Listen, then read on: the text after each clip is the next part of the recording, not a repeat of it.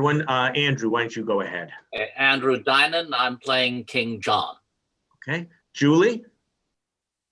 Yes, hi, I'm Julie Kirschner. I'm playing Chattylion, Pandolf, and Bigot. Okay. I assume it's not Bigot.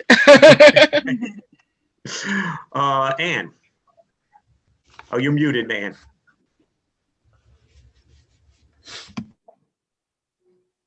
Well, no, you're still muted.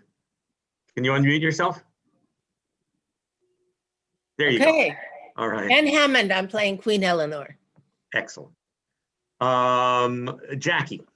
Oh, I'm Jacqueline Margolis, and I'm playing Earl of Pembroke, Blanche, James Gurney, and a French messenger. Okay. Jennifer. Hi, Jennifer Finger. I'm playing Essex, Arthur, a messenger, Maloon, and Prince Henry. Okay. Alex. Hey, I'm Alex Chilton. I'll be playing Philip the Bastard. Oh, suits you. Mary Lou. I'm Mary Lou Garmone, and I'm playing Robert Faulconbridge, the French herald, and Peter of Pomfret. And Michael? I'm Michael. I'll be playing Louis the Dauphin. Okay. Paula? I'm Paula Hoza, and I'll be playing Constance and a messenger. And I think we're still missing Bill, right? Okay. Hopefully he will join. Daniel. Hi, I'm Daniel Ganze. I'll be playing the citizen of Angiers and Hubert. Okay. I think that's everyone. Did I miss anyone? All right. And that. Oh, okay. Hold on a second.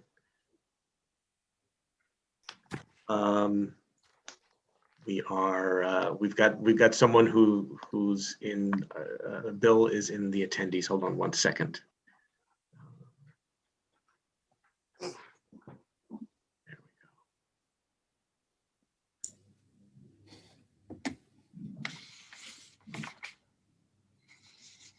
All right, there you are, Bill. You're with us. Why don't you introduce yourself?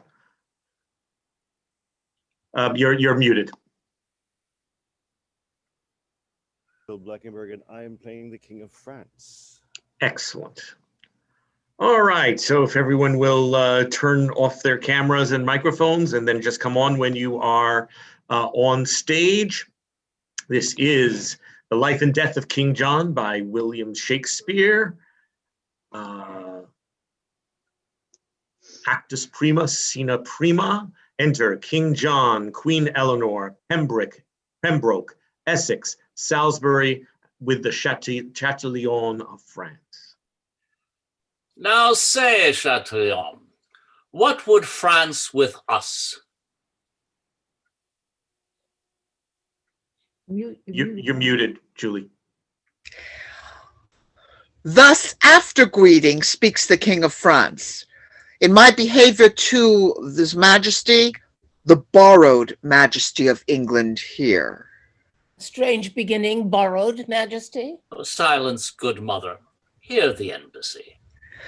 Philippe of France, in right and true behalf of thy deceased brother Geoffrey's son, Arthur Plantagenet, lays most lawful claim to this fair land and the territories, to Ireland, Poitiers, Anjou, Tourmaine, Maine, desiring thee to lay aside thy sword, which sways usurpingly these several titles, and put the same into young Arthur's hand, thy nephew and royal right sovereign. What follows if we disallow of this? The proud control of fierce and bloody war, to enforce these rights so forcibly withheld. Here have we war for war and blood for blood, controlment for controlment. So answer France. Then take my king's defiance from my mouth, the farthest limit of my embassy. Bear mine to him, and so depart in peace. Be thou as lightning in the eyes of France, for ere thou canst report, I will be there. The thunder of my cannon shall be heard. So hence, be thou the trumpet of our wrath, the sullen presage of your own decay. An honorable conduct let him have, Pembroke, look to it. Farewell, Chatillon. What now, my son? Have I not ever said how that ambitious Constance would not cease till she had kindled France and all the world upon the right and party of her son? This might have been prevented and made whole with very easy arguments of love, which now the manage of two kingdoms must, with fearful, bloody issue arbitrate. Our strong possession and our right for us. Your strong possessio, much more than your right. Or else it must go wrong with you and me, so much my conscience whispers in your ear, which none but heaven and you and I shall hear.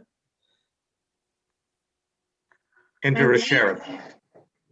My liege, here is the strangest controversy come from the country, to be judged by you that ere I heard. Shall I produce the men? Let them approach. Our abbeys and our priories shall pay this expedition's charge. What men are you? Enter what Robert Faulconbridge and Philip. Your faithful subject. I, a gentleman, born in Northamptonshire, and eldest son, as I suppose, to Robert Faulconbridge, a soldier by the honor-giving hand of Chattylion, knighted in the field. What art thou? The son and heir to that same Faulconbridge. Is that the elder, and art thou the heir? You came not of one mother, it seems. Most certain of one mother, mighty king, that is well known. And as I think one father, but for the certain knowledge of that truth, I put you o'er to heaven and to my mother, of that I doubt, as all men's children may. Out on thee, rude man. It doth shame thy mother, and wound her honor with this diffidence. Aye, madam. No, I have no reason for it. That is my brother's plea, and none of mine, which, if he can prove, he pops me out, at least from fair £500 a year. Heaven guard my mother's honor and my land. Good blunt fellow. Why, being younger born, doth he lay claim to thine inheritance? I know not why, except to get the land. But once he slandered me with bastardy. But where I be, as true begot or no, that still I lay upon my mother's head. But that I am as well begot, my liege. Fair fall the bones that took the pains for me. Compare our faces and be judge yourself, if old Sir Robert did beget us both. And were our father and this son like him? Oh, old Sir Robert, on my knee, I give heaven thanks I was not like to thee. Why, what a madcap hath heaven lent us here? He hath a trick of Cordelian's face. The accent of his tongue affecteth him. Do you not read some tokens of my son in the large composition of this man? Mine eye hath well examined his parts and finds them perfect, Richard. Sirrah, speak. What doth move you to claim your brother's land? Because he hath a half face like my father. Because with half that face, he would have all my land. A half-faced grout, £500 a year. Oh, my gracious liege, when that my father lived, your brother didn't employ my father much. Well, sir, by this you cannot get my land. Your tale must be how he employed my mother. At once dispatch him in an embassy in Germany, there with the emperor to treat of high affairs, touching that time the advantage of his absence took the king, and in the meantime sojourned at my father, where how he did prevail, I'm ashamed to speak, but truth is truth.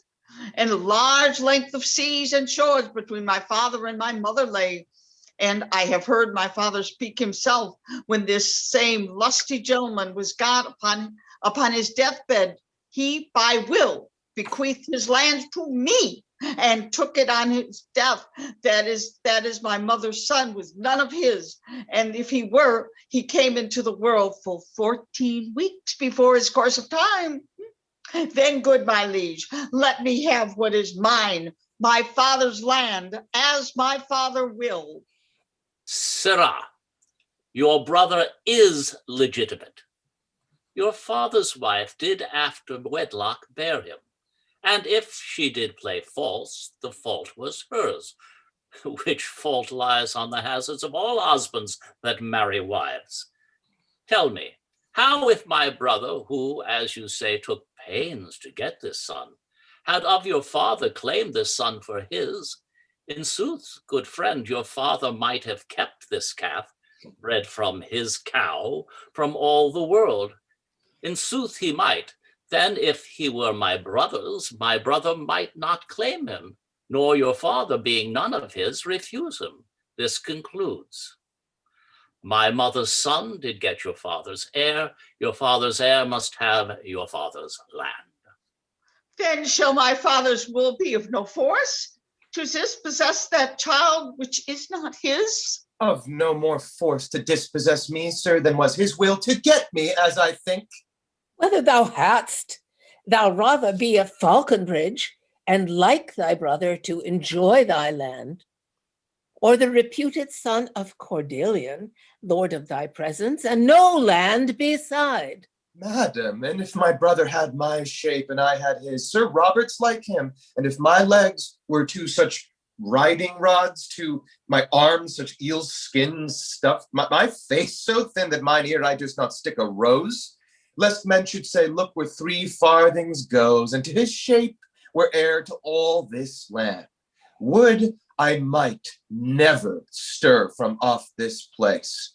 I would give it every foot to have this face. It would not be Sir Nob in any case. I like thee well.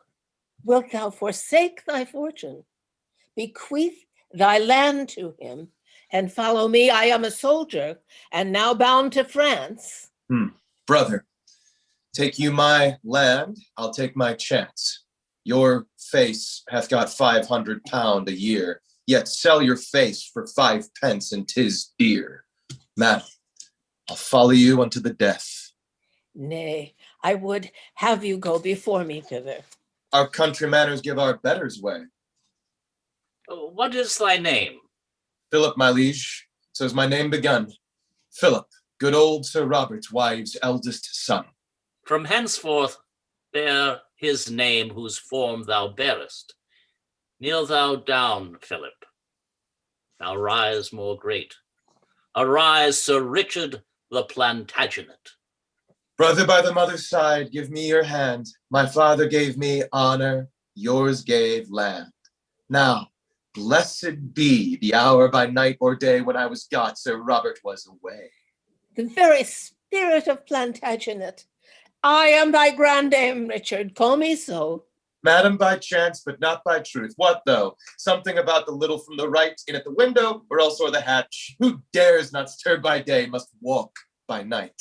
And have is have, however men do catch, near or far off. Well won is still well shot, and I am I, howe'er I was begot. Go, Faulconbridge.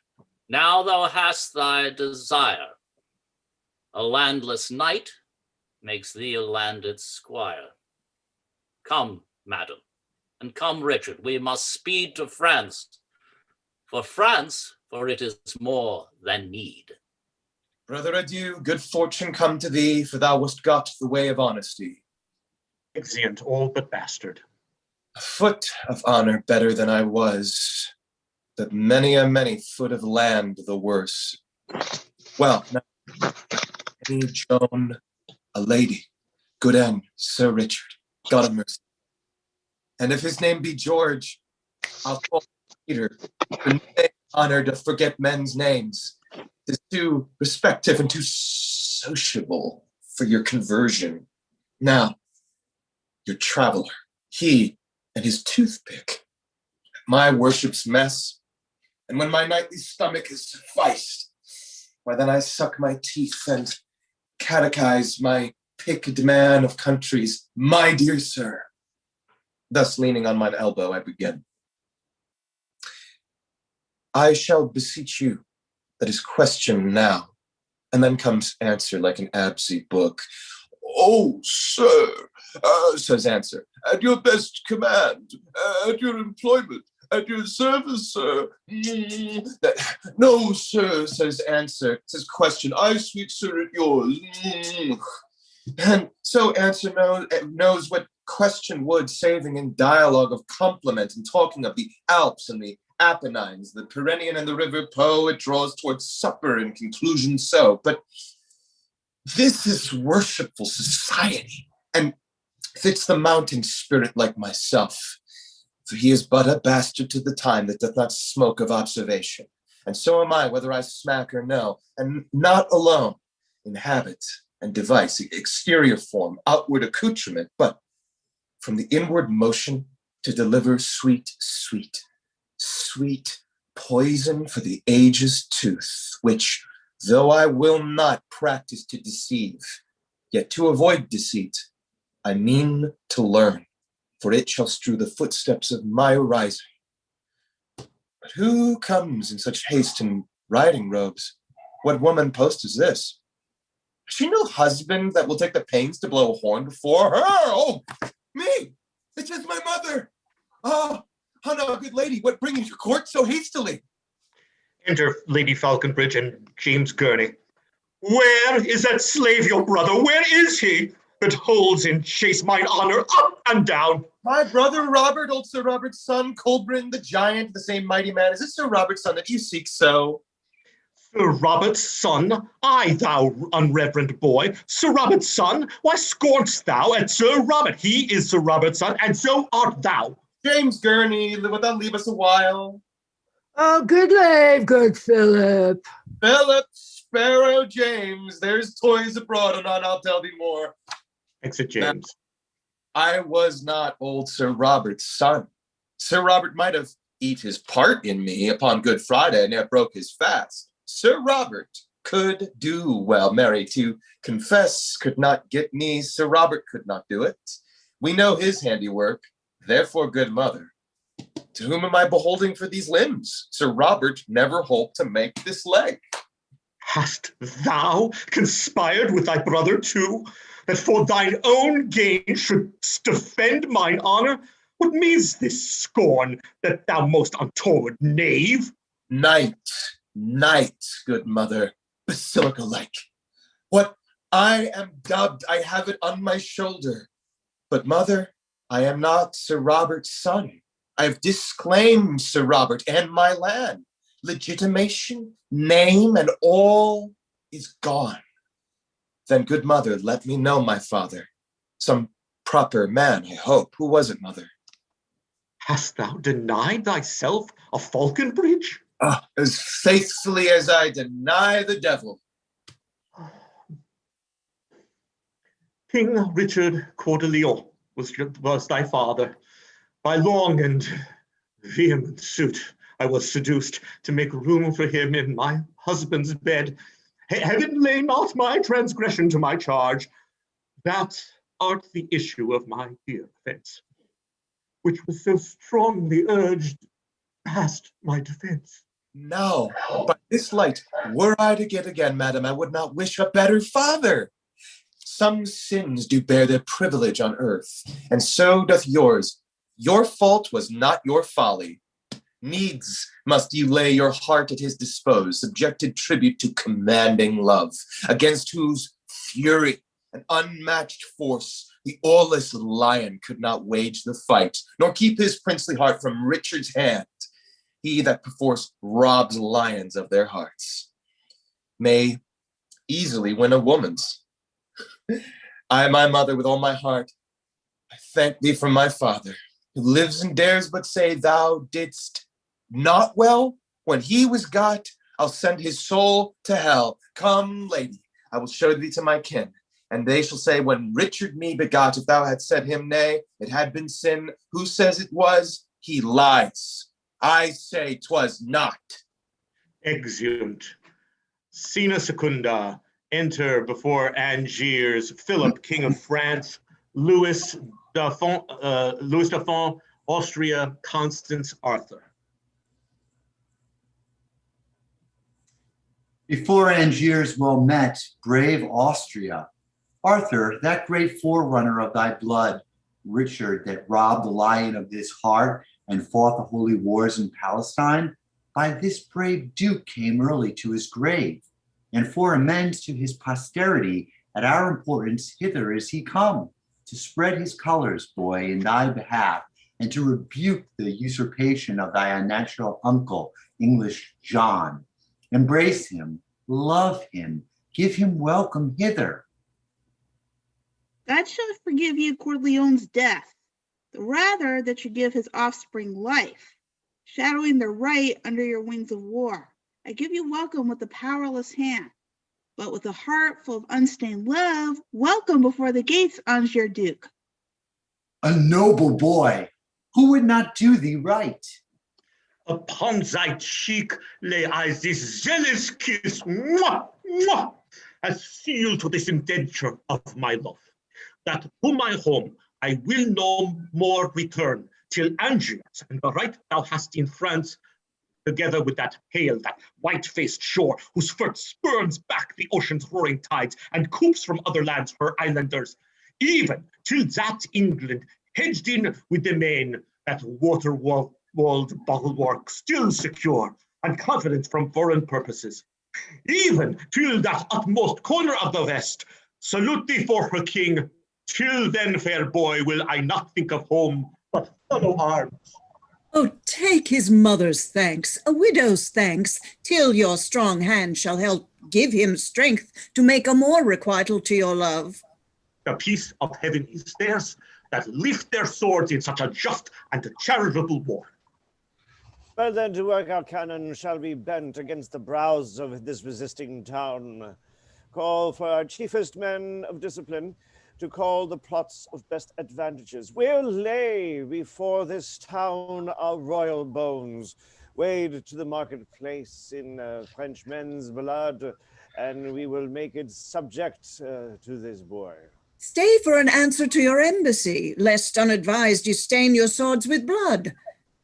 My lord Chattylion may from England bring that right in peace, which here we urge in war. And then we shall repent each drop of blood that hot rash haste so indirectly shed.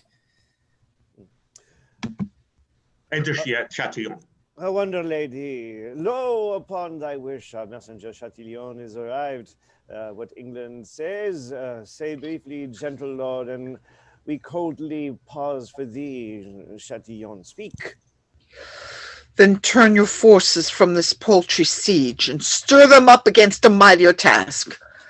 England, impatient of your just demands, hath put himself in arms. The adverse winds whose leisure I've stayed have given him time to land his legions all as soon as I. His marches are expedient to this town.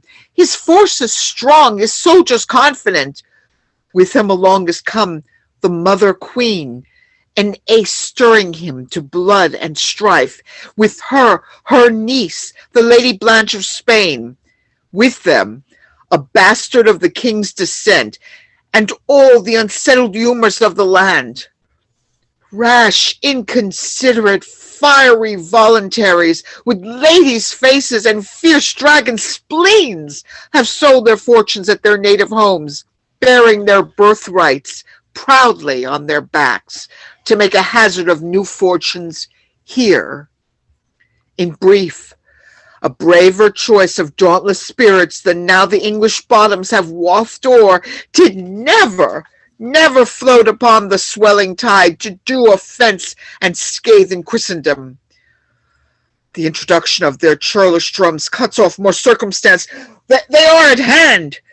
To parle or to fight, therefore prepare. How much unlooked for is this expedition?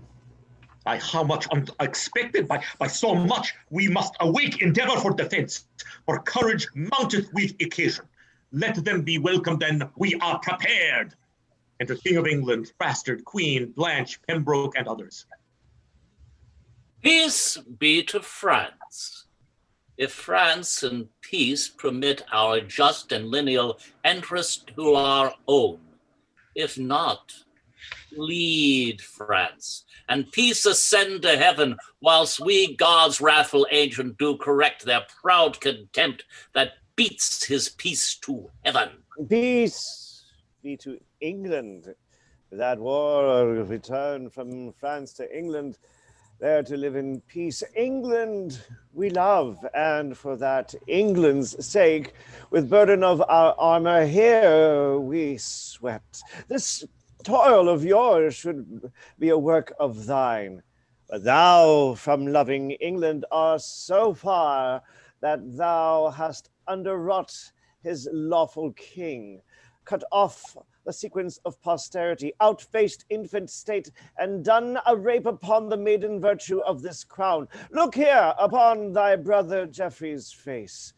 These eyes, these brows were molded out of his. This little abstract doth contain that large, which died in Geoffrey, and the hand of time shall draw this brief into as huge a volume, that Geoffrey as thy elder brother born, and this his son, England was Geoffrey's right, and this is Geoffrey's in the name of God.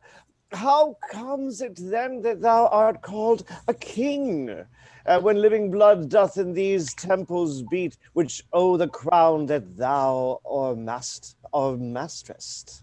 From whom hast thou this great commission, France, to draw my answer from thy articles? You throw that supernatural judge that stirs thou good thoughts in any breast of strong authority, to look into the blots and stains of right. That judge hath made me guardian to this boy, under whose warrant I impeach thy wrong, and by whose help I mean to chastise it.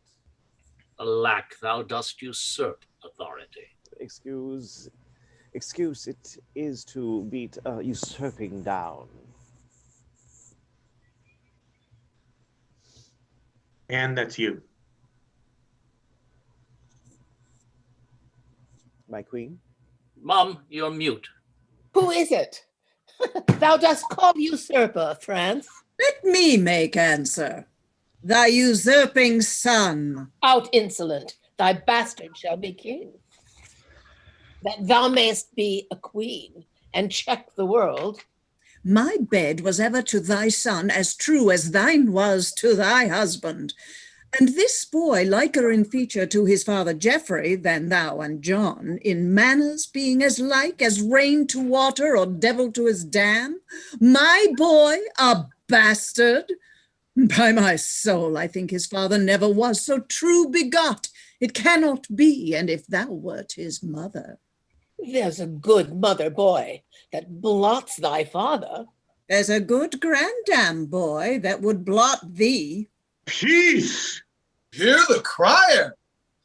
What the devil art thou?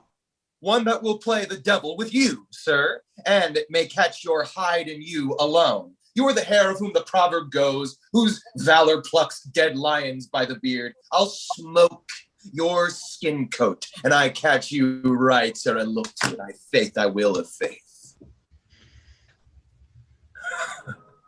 Oh, well, did he become the lion's robe that did disrobe the lion of that robe? It lies as lightly on the back of him as great Alcides' shoes upon an ass. But ass, I'll take that burden from your back, or lay on that shall make your shoulders crack. But cracker is the same that deafs our ears with this abundance of superfluous breath. King Louis, determine what we shall do straight. Women and fools, break off your conference. King John, this is the very sum of all. England and Ireland, Anjou, Touraine, Maine, in right of Arthur do I claim of thee. Wilt thou resign them and lay down thy arms? My life is soon, I do defy thee, France. Arthur of Brittany, yield thee to my hand, and out of of my dear love, I'll give thee more than e'er the coward hand of France can win. Submit to me, boy. Come to thy grandam, child. Do, child, go to thy grandam, child. Give grandam kingdom, and it grandam will give thy a plum, a cherry, and a fig. There's a good grandam. Give my mother peace. I hope that I will lay low in my grave. I'm not worth this coil that's made for me. His mother shames him so. Poor dear boy, he weeps. Now shame upon you where she doesn't know. His grandam's wrongs, and not his mother's shames, draws those heaven-moving pearls from his eyes, which heaven shall take in nature of a fee. I, with these crystal beads, heaven shall be bribed to do him justice and revenge on you. Thou monstrous slanderer of heaven and earth. Thou monstrous injurer of heaven and earth, call not me slanderer. Thou and thine usurp the dominations, royalties, and rights of this oppressed boy. This is thy eldest son's son, infortunate in nothing but in thee. Thy sins are visited in this poor child. The canon of the law is laid on him, being but the second generation removed from thy sin-conceiving womb. Bedlam, have done. I have but this to say, that he is not only plagued for her sin, but God hath made her sin and her, the plague on this removed issue, plagued for her, and with her plague, her sin. His injury, her injury, the beadle to her sin, all punished in the person of this child, and all for her. A plague upon her.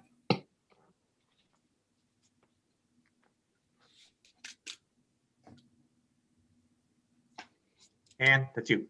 Oh my God, I'm out of script. Read it for me. Okay. Sorry. Thou unadvised scold, I can produce a will that bars the title of thy son. Aye, who doubts that? A will? A wicked will? A woman's will? A cankered grandam's will? Peace, lady. Pause, or be more tempered.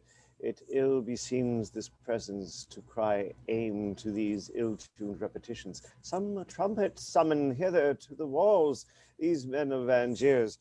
Let us hear them speak, whose title they admit, authors or Johns.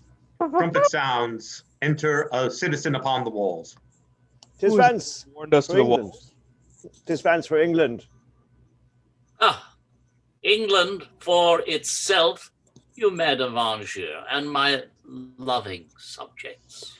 You loving men of Angiers, Arthur's subjects, or trumpet called you to this gentle parle. For our advantage, therefore, hear us first. These flags of France that are advanced here before the eye and prospect of your town have hither marched to your endangerment. The cannons have their bowels full of wrath, and ready mounted are they to spit forth their iron indignation against your walls, all in preparation for a bloody siege and merciless proceeding by these French.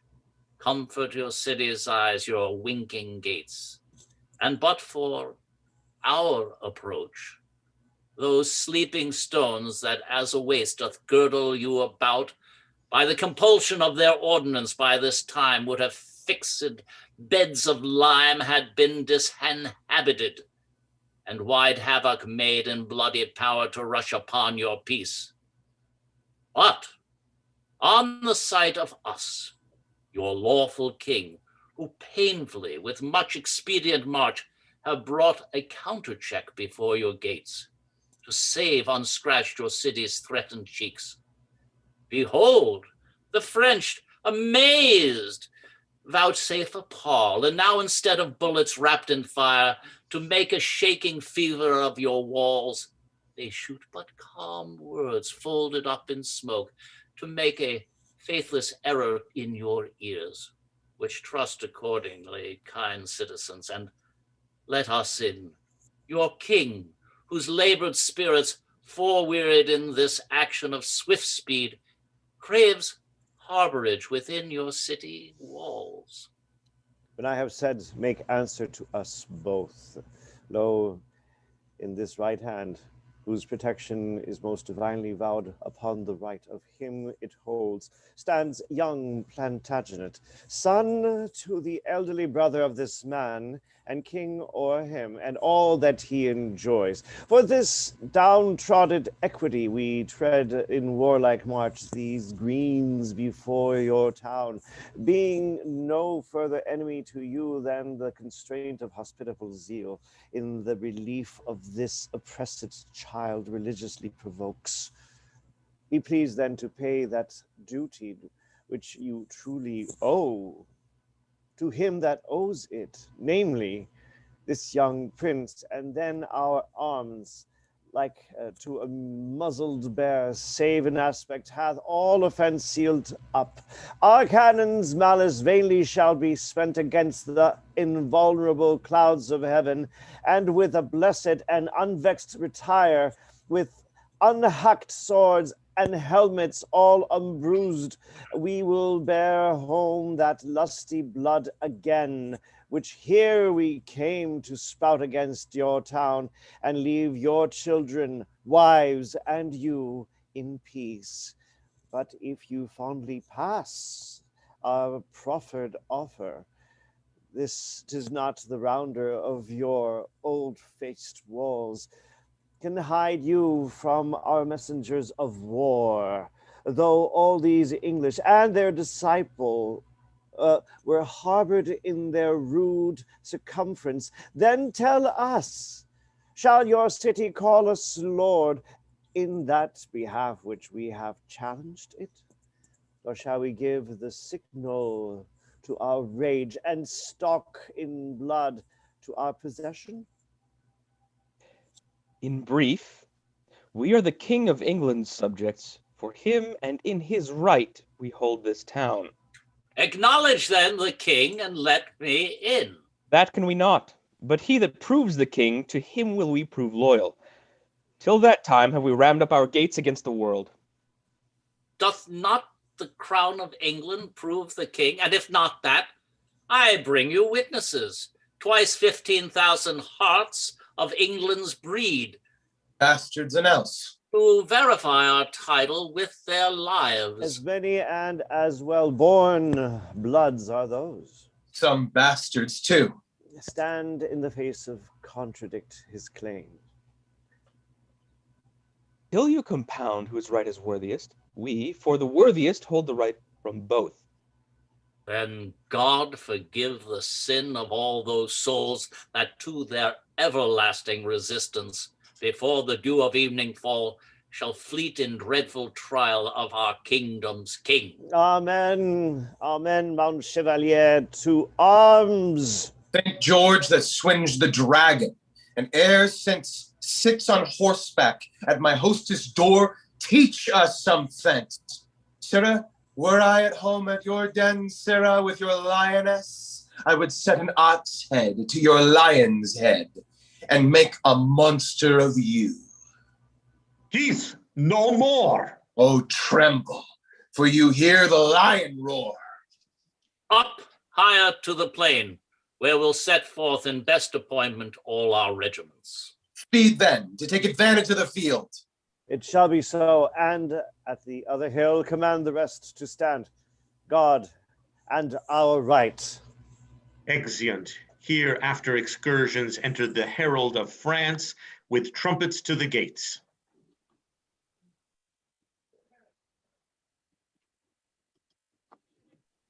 You men of, no, sorry, French herald. You're muted, Mary Lou.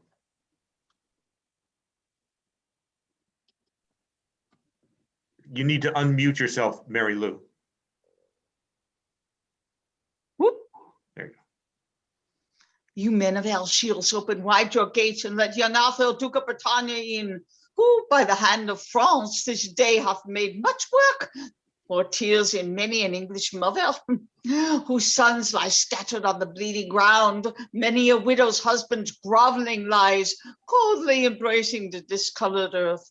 And the victory with little loss doth play upon the dancing banners of the French. Who our right hand triumphantly displayed to enter conquerors and to proclaim Arthur de Bretagne, England's king and yours. Enter English herald with trumpet. Rejoice, you men of Angers, ring your bells. King John, your king and England's doth approach, commander of this hot malicious day. Fair armors that marched hence so silver bright, hither return all gilt with Frenchmen's blood. There stuck no plume in any English crest that is removed by a staff of France. Our colours do return in those same hands that did display them when we first marched forth. And like a jolly troop of huntsmen come our lusty English, all with purpled hands, died in the dying slaughter of their foes. Open your gates and give the victors way.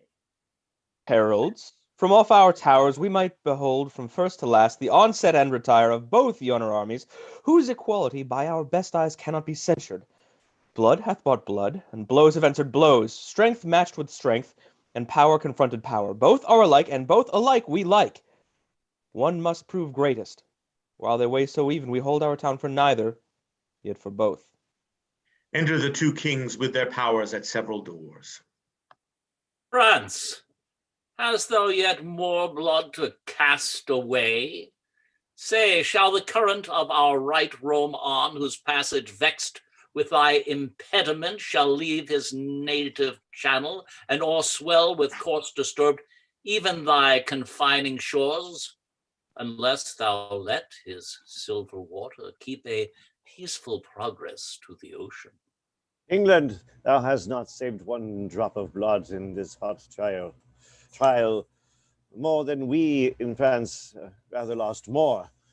And by this hand I swear that sways the earth this climate overlooks, before we lay down our just-born arms, we'll put thee down, against whom these arms we bear, or add a royal number to the dead, gracing the scroll that tells of this war's loss, with slaughter coupled to the name of kings.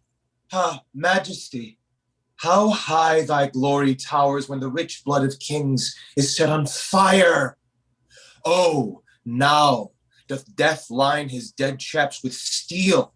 The swords of soldiers are his teeth, his fangs, and now he feasts, mousing the flesh of men in undetermined differences of kings. Why stand these royal fronts amazed thus? Cry havoc, kings! Back to the staining field, you equal potents, fiery kindled spirits. Then let confusion of one part confirm the other's peace. Till then, blows, death, blood and death. Whose party do the townsmen yet admit? Speak, citizens of England, who's your king? The King of England, when we know the king. Know him in us, that here hold up his right. In us, that are our own great deputy, and bear possession of our person here, Lord of our presence, Angiers, and of you. A greater power than we denies all this until it be undoubted.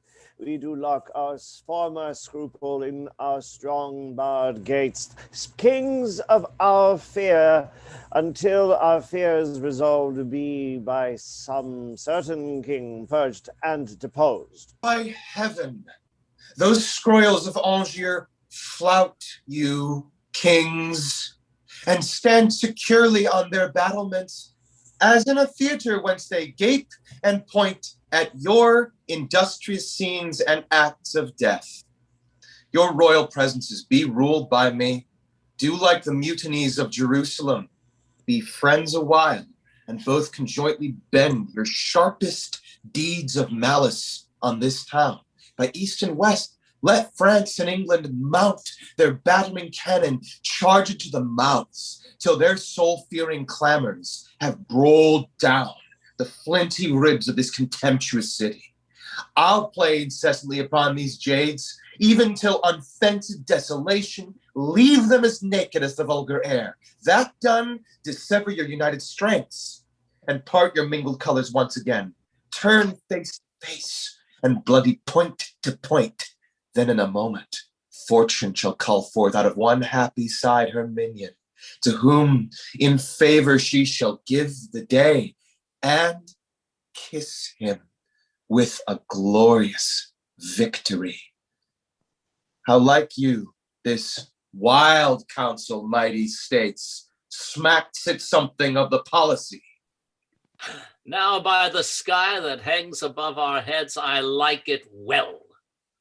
France, shall we knit our powers and lay this Angier even with the ground, and then after fight who shall be king of it? And if thou hast mettle of a king, being wronged, as we are by this peevish town, turn thou the mouth of thy artillery, as we will ours, against these saucy walls. And when that we have dashed them to the ground, why then defy each other, and pell-mell make work upon ourselves for heaven or hell.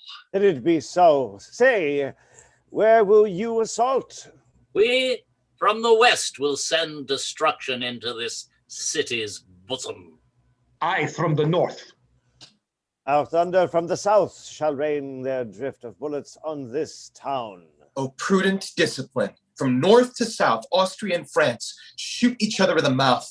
I'll stir them to it. Come away, come away! Hear us, great kings, vouchsafe a while to stay, and I shall show you peace and fair-faced league. Win you this city without stroke or wound, rescue those breathing lives to die in beds, that here come sacrifices for the field. Persevere not, but hear me, mighty kings. Speak on with favor, we are bent to hear. That daughter there of Spain, Lady Blanche, is near to England. Look upon the years of Louis the Daulphin and that lovely maid. If lusty love should go in quest of beauty, where should he find it fairer than in Blanche?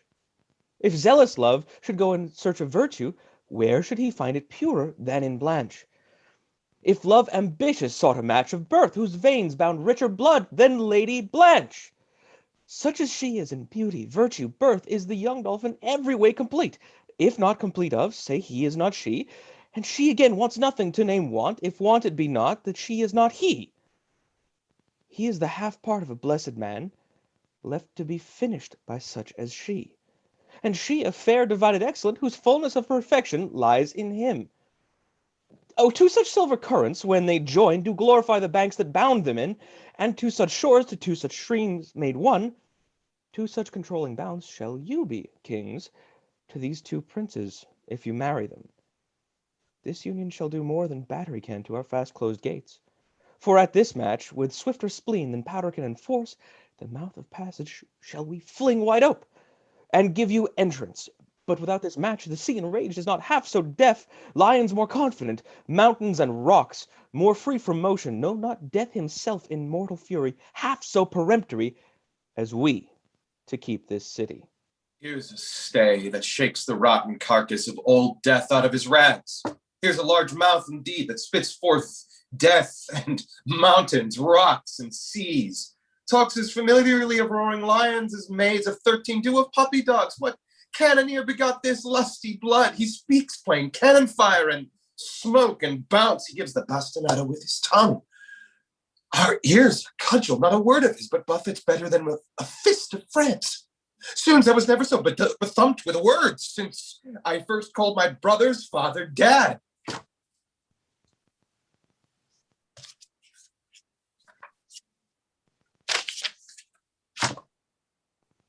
And Oh. To this conjunction, make this match.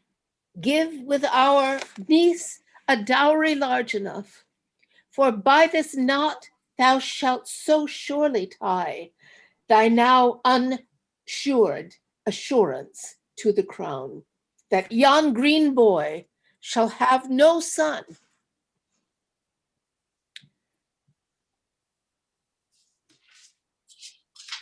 Shall have no son to ripe the bloom that promiseth a mighty fruit.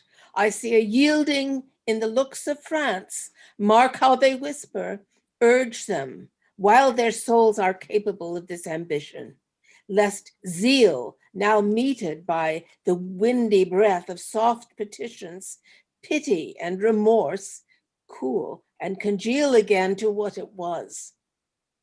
Why answer not the double majesties this friendly treaty of our threatened town? Speak England first, that hath been forward first to speak unto this city. What say you? If that the Dauphin there, thy princely son, can in this book of beauty read, I love, her dowry shall weigh equal with a queen. For Angers, the fair Touraine, Maine, Poitiers, and all that we upon this side of the sea, except this city now by us besieged, find liable to our crown and dignity, shall gild her bridal bed, make her rich in titles, honors, and promotions, as she in beauty, education, blood holds hand with any princess of the world. What sayest thou, boy? Look in the lady's face. I do, my lord, and in her eye I find a wonder or a wondrous miracle, the shadow of myself formed in her eye, which being but the shadow of your son becomes a sun and makes your son a shadow. I do protest I never loved myself till now in fixed I beheld myself drawn in the flattering table of her eye. Drawn in the flattering table of her eye, hanged in the frowning wrinkle of her brow, and quartered in her heart, he doth espy himself love's traitor. This is pity now, that hanged and drawn and quartered there should be in such a love, so vile a lout is he. My uncle's will in this respect is mine. If he see aught in you that makes him like, that anything he sees which moves his liking, I can with ease translate it to my will. Or if you will to speak more properly, I will enforce it easily to my love. Further, I will not flatter you, my lord, that all I see in you is worthy love. Then this, that nothing do I see in you, though churlish thoughts themselves should be your judge, that I can find should merit any hate. What say these young ones? What say you, my niece? That she is bound in honor still to do what you in wisdom still vouchsafe to say. Speak then, Prince Dauphin. Can you love this lady? Nay, ask me if I can refrain from love, for I do love her most unfeignedly. Then I do give Aucassin, Touraine, Maine, Poitiers, and Anjou, these 5 provinces, with her to thee, and this addition more, full 30,000 marks of English coin. Philip of France, if thou be pleased withal, command thy son and daughter to join hands. It likes us well, young princess, close your hands. And your lips too, for I am well assured that I did so when I was first assured.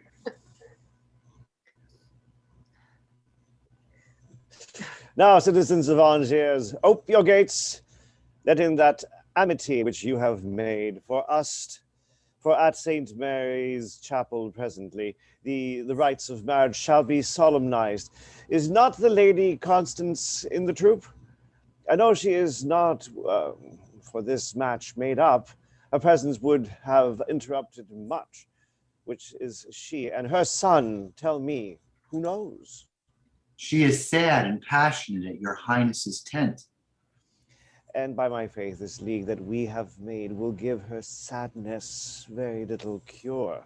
Brother of England, how may we content this widow lady? In her right we came, which we, God knows, have turned another way to our own advantage. We will heal up all, for we'll create young Arthur, Duke of Brittany and Earl of Richmond, and this rich fair town we make him lord of. Call the Lady Constance, some speedy messenger bid her repair to our solemnity. I trust we shall, if not fill up the measure of her will, yet in some measure satisfy her so that we shall stop her exclamation. Go we as well as haste will suffer it. To this unlooked for, unprepared pomp.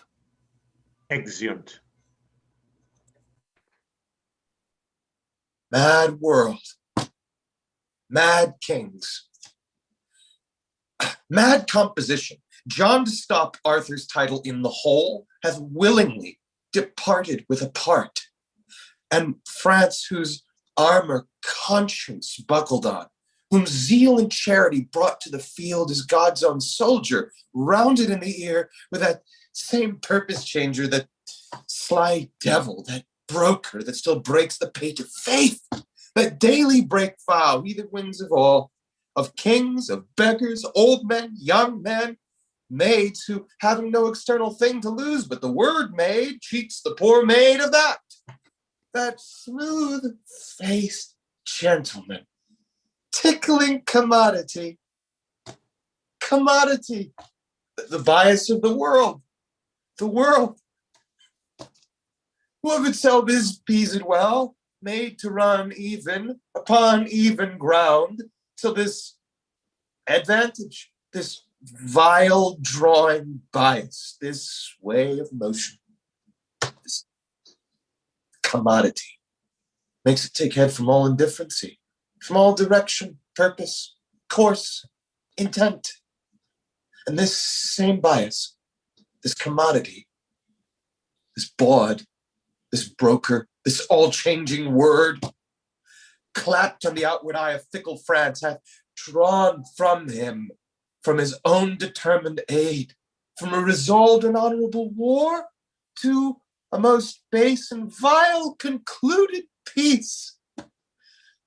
And why rail I on this commodity, but for because he hath not wooed me yet? Not that I have the power to clutch my hand when his fair angels would salute my palm, but for my hand as unattempted yet, like a poor beggar raileth on the rich. Well, as I am a beggar, I will rail and say there is no sin but to be rich. And being rich, my virtue then shall be to say there is no vice but beggary. Since kings break faith upon commodity, gain be my lord, for I will worship thee. Exit. Actus secundus. Enter Constance, Arthur, and Salisbury. Gone to be married? Gone to swear a peace? False blood to false blood joined? Gone to be friends? Shall Lewis have Blanche, and Blanche those provinces? It is not so. Thou hast misspoke. Misheard. Be well advised. Tell all thy tale again. It cannot be. Thou dost but say 'tis so. Oh, I trust I may not trust thee, for thy word is but the vain breath of a common man. Believe me, I do not believe thee, man. I have a king's oath to the contrary. Oh, thou shalt be punished for thus frighting me, for I am sick and capable of fears, oppressed with wrongs and therefore full of fears, a widow, husbandless, subject to fears, a woman, naturally born to fears. And though thou now confess thou didst but jest, with my vexed spirits I cannot take a truce, but they will quake and tremble all this day. Oh, what dost thou mean by shaking of thy head? Why dost thou look so sadly on my son? What means that hand upon that breast of thine? Why holds thine eye that lamentable room like a proud river peering o'er his bounds? Be these sad signs confirmers of thy words? Then speak again, not all thy former tale, but this one word, whether thy tale be true. As true as I believe you think them false, that give you cause to prove my saying true. Oh, if thou teach me to believe this sorrow, teach thou this sorrow, how to make me die, and let belief and life encounter so, as doth the fury of two desperate men, which in the very meeting fall and die. Lewis, marry Blanche. Oh, boy, then where art thou? France friend with England? What becomes of me? Fellow, be gone. I cannot brook thy sight. This news hath made thee a most ugly man. What other harm have I, good lady, done, but spoke the harm that is by others done? Which harm within itself so heinous is, as it makes harmful all that speak of it.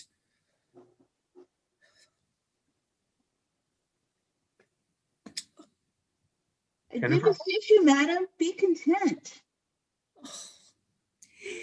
If thou that bidst me be content wert grim, ugly, and slanderous to thy mother's womb, full of unpleasing blots and sightless stains, lame, foolish, crooked, swart, prodigious, patched with foul moles and eye-offending marks, I would not care, I then would be content. For then I should not love thee, nor thou become thy great birth, nor deserve a crown.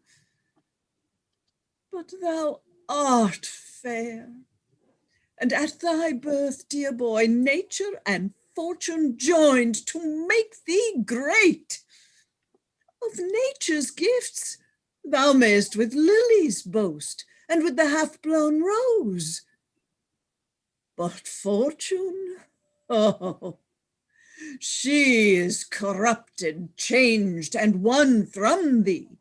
She adults hourly with thine uncle John, and with her golden hand hath plucked on France to tread down fair respect of sovereignty, and made his majesty the bawd to theirs.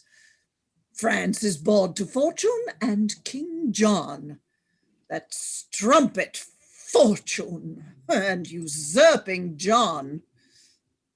Tell me, thou fellow, is not France forsworn? Envenom him with words, or get thee gone, and leave these woes alone, which I alone am bound to underbear. Pardon me, madam, I may not go without you to the king's. Thou mayest, thou shalt. I will not go with thee. I will instruct my sorrows to be proud, for grief is proud, and makes his owner stoop.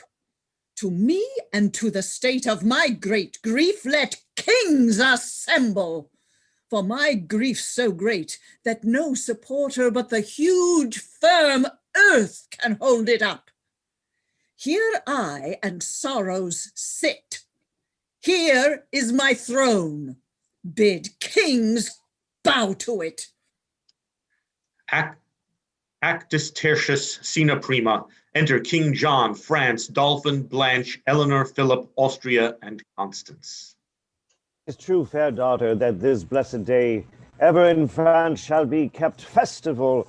To solemnize this day, the glorious sun stays on his course and plays the alchemist, turning with splendor of his precious side the meager cloddy earth to glittering gold. The yearly course that brings this day about shall never see it but a holy day. A wicked day, and not a holy day. What hath this day deserved? What hath it done, that it in golden letters should be set among the high tides in the calendar? Nay, rather turn this day out of the week, this day of shame, oppression, perjury, or if it must stand still, let wives with child pray that their burthens may not fall this day, lest that their hopes prodigiously be crossed. But on this day, Let seamen fear no rack, no bargains break that are not this day made. This day all things begun come to ill end. Yea, faith itself to hollow falsehood change. By heaven, lady, you shall have no cause to curse the fair proceedings of this day. Have I not pawned to you, my majesty? You have beguiled me with a counterfeit resembling majesty, which being touched and tried proves valueless. You are forsworn, forsworn. You came in arms to spill mine enemy's blood, but now in arms you strengthen it with yours. The grappling vigor and rough frown of war is cold in amity and painted peace. And our oppression hath made up this league. Arm, arm, you heavens! 'Gainst these perjured kings a widow cries. Be husband to me, heavens, let not the hours of this ungodly day wear out the days in peace, but ere sunset, set armed discord twixt these perjured kings. Hear me, oh, hear me! Lady Constance, peace! War, war! No peace, peace is to me a war. O Limoges, O Austria, thou dost shame that bloody spoil. Thou slave, thou wretch, thou coward, thou little valiant, great in villainy, thou ever strong upon the stronger side, thou fortune's champion that dost never fight, but when her humorous ladyship is by to teach thee safety. Thou art perjured too, and so stop greatness. What a fool art thou, a ramping fool, to brag and stamp and swear upon my party, thou cold-blooded slave. Hast thou not spoke like thunder on my side, been sworn my soldier, bidding me depend upon thy stars, thy fortune, and thy strength? And dost thou now fall over to my foes?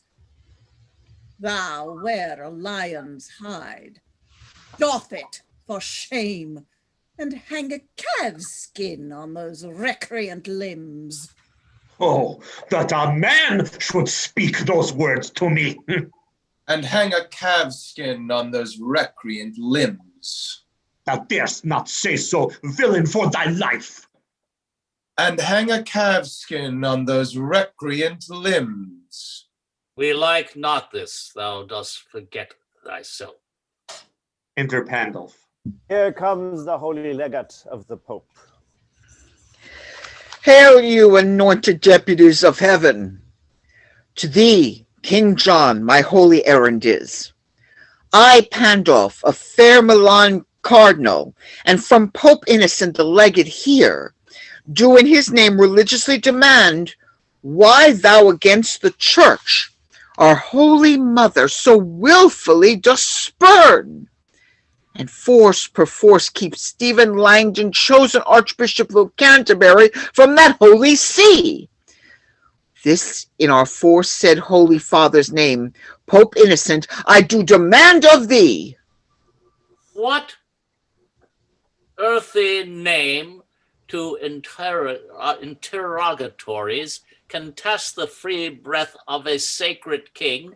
Thou canst not, Cardinal, devise a name so slight, unworthy, and ridiculous to charge me to and answer as the Pope. Tell him this tale, and from the mouth of England add this much more, that no Italian priest shall tithe or toll in our dominions, but as we under heaven are supreme head, so under him that great supremacy where we do reign, we will alone uphold without the assistance of a mortal hand. So tell the Pope, all reverence set apart to him that and his usurped authority. Brother of England, you blaspheme in this. Though you, and all the kings of Christendom are led so grossly by this meddling priest, dreading the curse that money may buy out, and by the merit of veiled gold dross dost purchase corrupted pardon from a man, who in that sale sells pardon for himself. Though you and all the rest so grossly led this juggling witchcraft with revenue cherish, yet I, alone do me oppose against the Pope, and count his friends my foes. Then by the lawful power that I have, thou shalt stand cursed and excommunicate. And blessed shall be that doth revolt from his allegiance to a heretic, and meritorious shall be hand be called, canonized and worshipped as a saint, that takes away by any secret course thy hateful life. Oh, lawful let it be that I have room with Rome to curse a while. Good Father Cardinal, cry thou amen to my keen curses, for without my wrong, there is no tongue hath power to curse him right. There's law and warrant, lady, for my curse. And for mine too, when law can do no right. Let it be lawful that law bar no wrong. Law cannot give my child his kingdom here, for he that holds his kingdom holds the law. Therefore, since law itself is perfect wrong, how can the law forbid my tongue to curse? Philip of France, on peril of a curse, let go the hand of that arch heretic and raise the power of France upon his head, unless he do submit himself to Rome. Lookest thou pale, France? Do not let go thy hand. Look to that devil, lest that France repent, and by disjoining hands, hell lose a soul.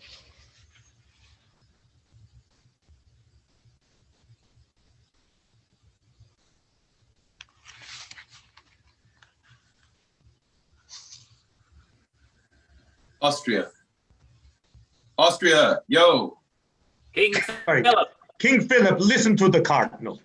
And hang a calf's skin on his recreant limbs. Well, ruffian, I must pocket up these wrongs, because... Your breeches best may carry them? Philip, what sayest thou to the cardinal? What should he say but as the cardinal? Bethink you, Father, for the difference is purchase of a heavy curse from Rome, or the light loss of England for a friend. Forego the easier. That's the curse of Rome. Oh, Lewis, stand fast. The devil tempts thee here in likeness of a new untrimmed bride. The lady Constance speaks not from her faith, but from her need. Oh, if thou grant my need, which only lives but by the death of faith, that need must needs infer this principle, that faith would live again by death of need. Oh, then tread down my need, and faith mounts up. Keep my need up, and faith is trodden down. King is moved and answers not to this. Oh, be removed from him and answer well. Do so, King Philip, hang no more in doubt. Hang nothing but a calf's skin on most sweet lout. I am perplexed. I know not what to say. What canst thou say but will perplex thee more, if thou stand excommunicate and cursed? Good Reverend Father, make my person yours, and tell me how you would bestow yourself.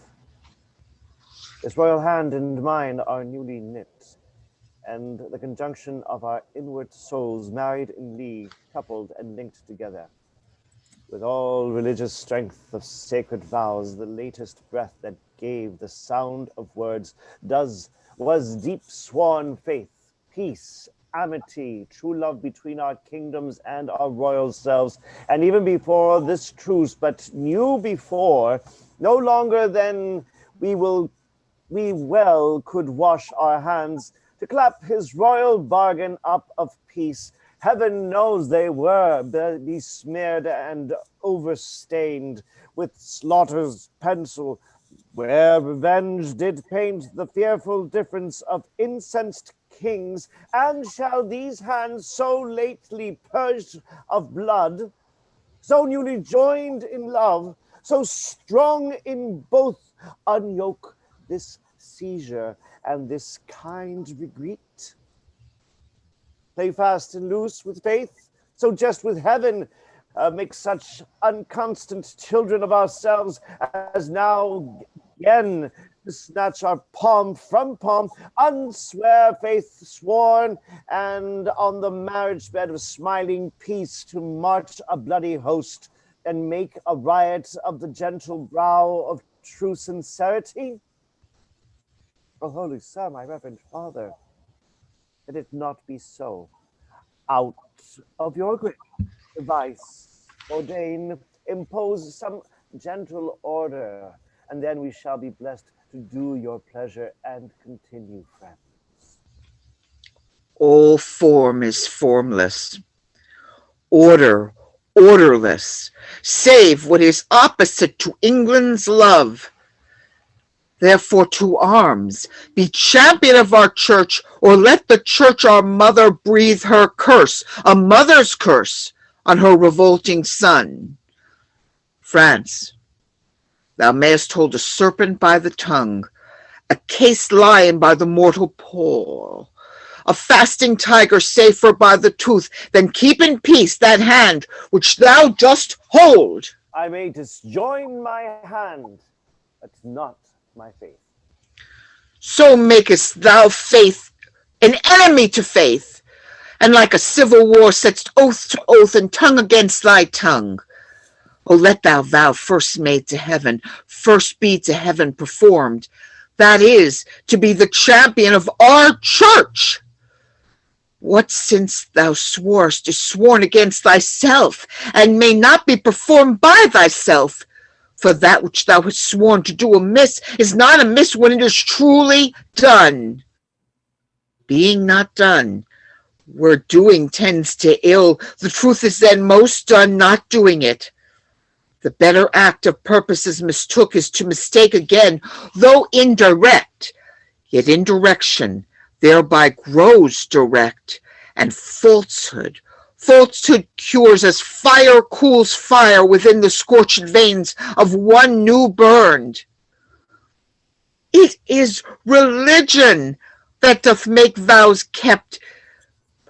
Thou hast sworn against religion, by what thou swearest against the thing thou swearest, and makes an oath the surety for thy truth against an oath for truth. Thou art unsure to swear, swears only not to be forsworn, else what a mockery should it be to swear. But thou dost swear only to be forsworn, and most forsworn to keep what thou dost swear. Therefore, thy later vows against thy first is in thyself rebellion to thyself, and better conquest never canst thou make than arm thy constant and thy nobler parts against these giddy loose suggestions, upon which better part our prayers come in, if thou vouchsafe them. But if not, then know the peril of our curses light on thee, so heavy as thou shalt not shake them off, but in despair die under their black weight. Rebellion, flat rebellion. Will not be. Will not a calf's skin stop that mouth of thine? Father, to arms. Upon thy wedding day, against the blood that thou hast married, what shall our feast be kept with slaughtered men? Shall braying trumpets and loud churlish drums, clamors of hell be measures to our pomp? Oh, husband, hear me. I lack. How new is husband in my mouth, even for that name which till this time my tongue did ne'er pronounce. Upon my knee I beg, go not to arms against mine uncle. Oh, upon my knee, made hard with kneeling, I do pray to thee, thou virtuous Daulphin, alter not the doom forethought by heaven. Now shall I see thy love. What motive may be stronger with thee than the name of wife? That which upholdeth him, that thee upholds, his honor. Oh, thine honor, Lewis, thine honor. I muse your majesty doth seem so cold, when such profound respects do pull you on. I will denounce a curse upon his head. Thou shalt not need England. I will fall fro thee. Oh, fair return of banished majesty.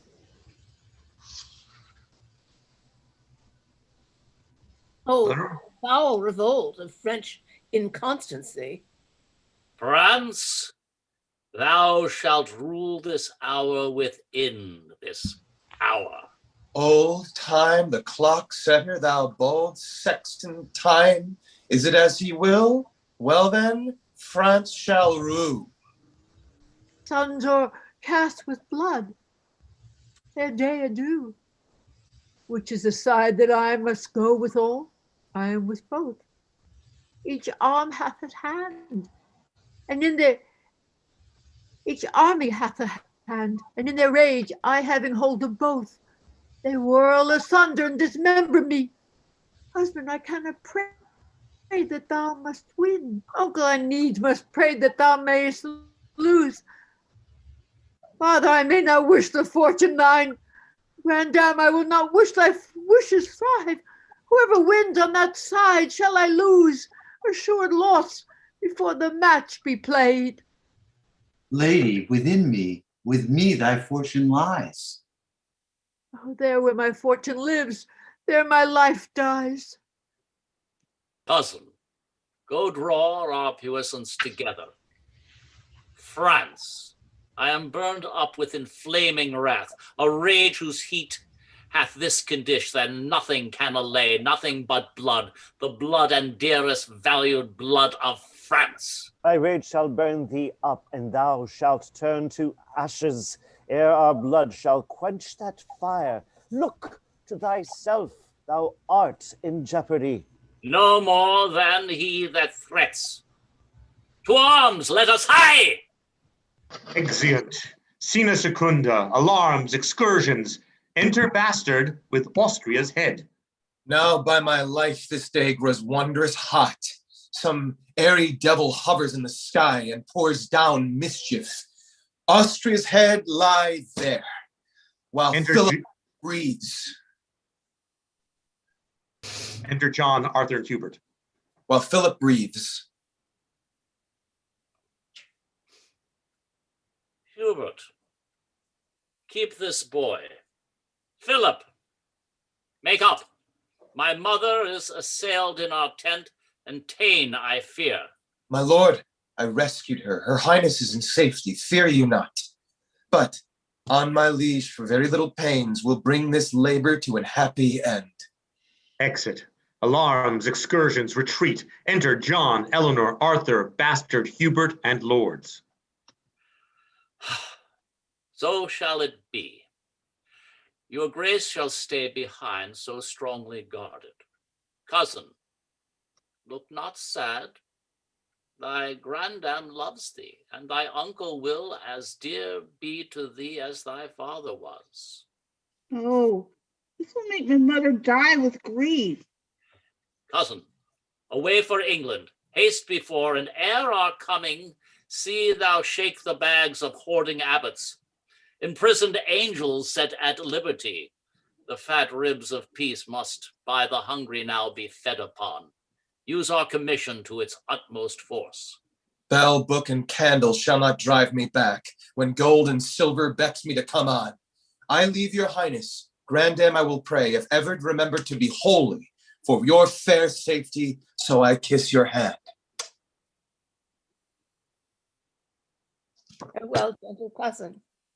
Cos, farewell. Come hither, little kinsman, hark a word. Come hither, Hubert. Oh, my gentle Hubert, we owe thee much. Within this wall of flesh there is a soul counts thee her creditor, and with advantage means to pay thy love. And my good friend, thy voluntary oath lives in this bosom dearly cherished. Give me thy hand. I had a thing to say, but I will fit it with some better tune. By heaven, Hubert, I'm almost ashamed to say what good respect I have for thee. I am much bounden to your majesty. Oh, good friend, thou hast no cause to say so yet, but thou shalt have, and creep time ne'er so slow, yet it shall come for me to do thee good. I had a thing to say, but let it go. The sun is in the heaven, and the proud day, attended with the pleasures of the world, is all too wanton and too full of gods to give me audience.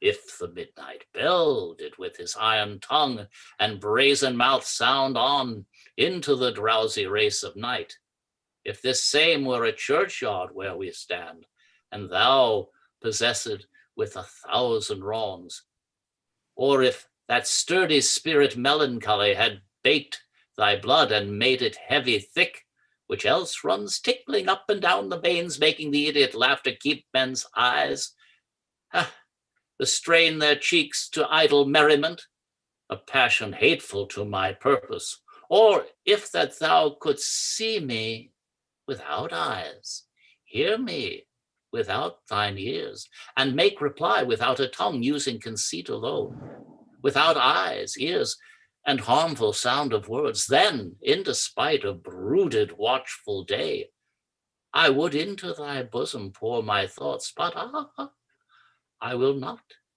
Yet I love thee well, and by my troth I think thou lovest me well. So well that what you bid me undertake, though that my death were adjunct to my act, by heaven I would do it. Do not I know thou wouldst, good Hubert? Hubert, Hubert, throw thine eye on yon young boy. I'll tell thee what, my friend, he is a very serpent in my way, and wheresoe'er this foot of mine doth tread, he lies before me. Dost thou understand me? Thou art his keeper. And I'll keep him so, that he not offend your majesty. Death. My lord. The grave. He shall not live. Enough. Ha! I could be merry now, Hubert. I love thee. Well, I'll not say what I intended for thee. Remember. Madam, fare you well. I'll send those powers o'er to your majesty. My blessing go with you. For England, cousin, go. Hubert shall be your man, attend on you with all true duty. On toward Calais. Ho! Exeunt. Scena tertia. Enter France, Daulphin, Pandolfo, and attendants. So by a roaring tempest on the flood, a whole armada of convicted sail is scattered and disjoined from fellowship. Courage and comfort, all shall yet go well. What can go well when we have run so ill? Or are we not beaten? Is not Angers lost? Arthur ta'en prisoner? Divers dear friends slain? And bloody England into bloody gone, our bearing interruption spite of France? What he hath won, that hath he fortified. So hot a speed with such advice disposed, such temperate order and so fierce the cause, doth want example. Who hath read or heard of any kindred action like to this? Or could I bear that England and this praise, so we could find some pattern of our shame? Look, who comes here? A grave unto a soul holding the eternal spirit against her will, in that vile prison of afflicted breath. I prithee, lady, go away with me.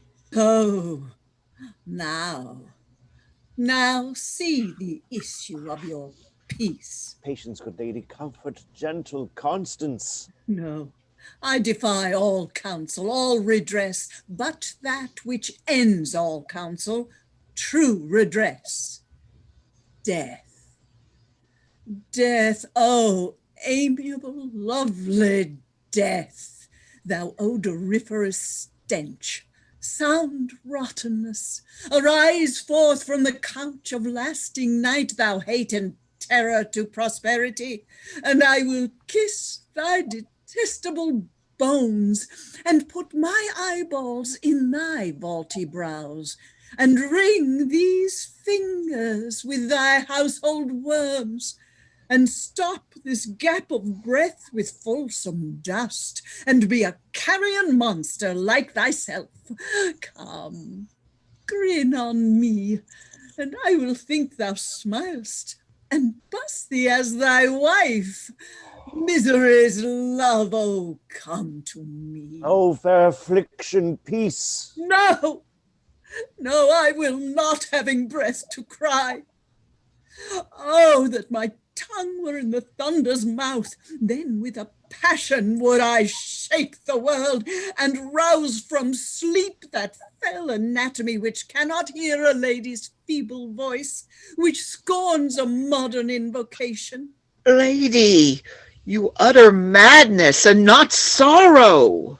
Thou art wholly to belie me so. I am not mad. This hair I tear is mine. My name is Constance. I was Geoffrey's wife. Young Arthur is my son, and he is lost. I am not mad. I would to heaven I were, for then 'tis like I should forget myself. Or if I could, what grief should I forget? Preach some philosophy to make me mad, and thou shalt be canonized cardinal for being not mad, but sensible of grief. My reasonable part produces reason how I may be delivered of these woes, and teaches me to kill or hang myself. If I were mad, I should forget my son, or madly think a babe of clouts were he. I am not mad. Too well I feel the different plague of each calamity. Wind up those tresses. Oh, what love I note in the fair multitude of those her hairs.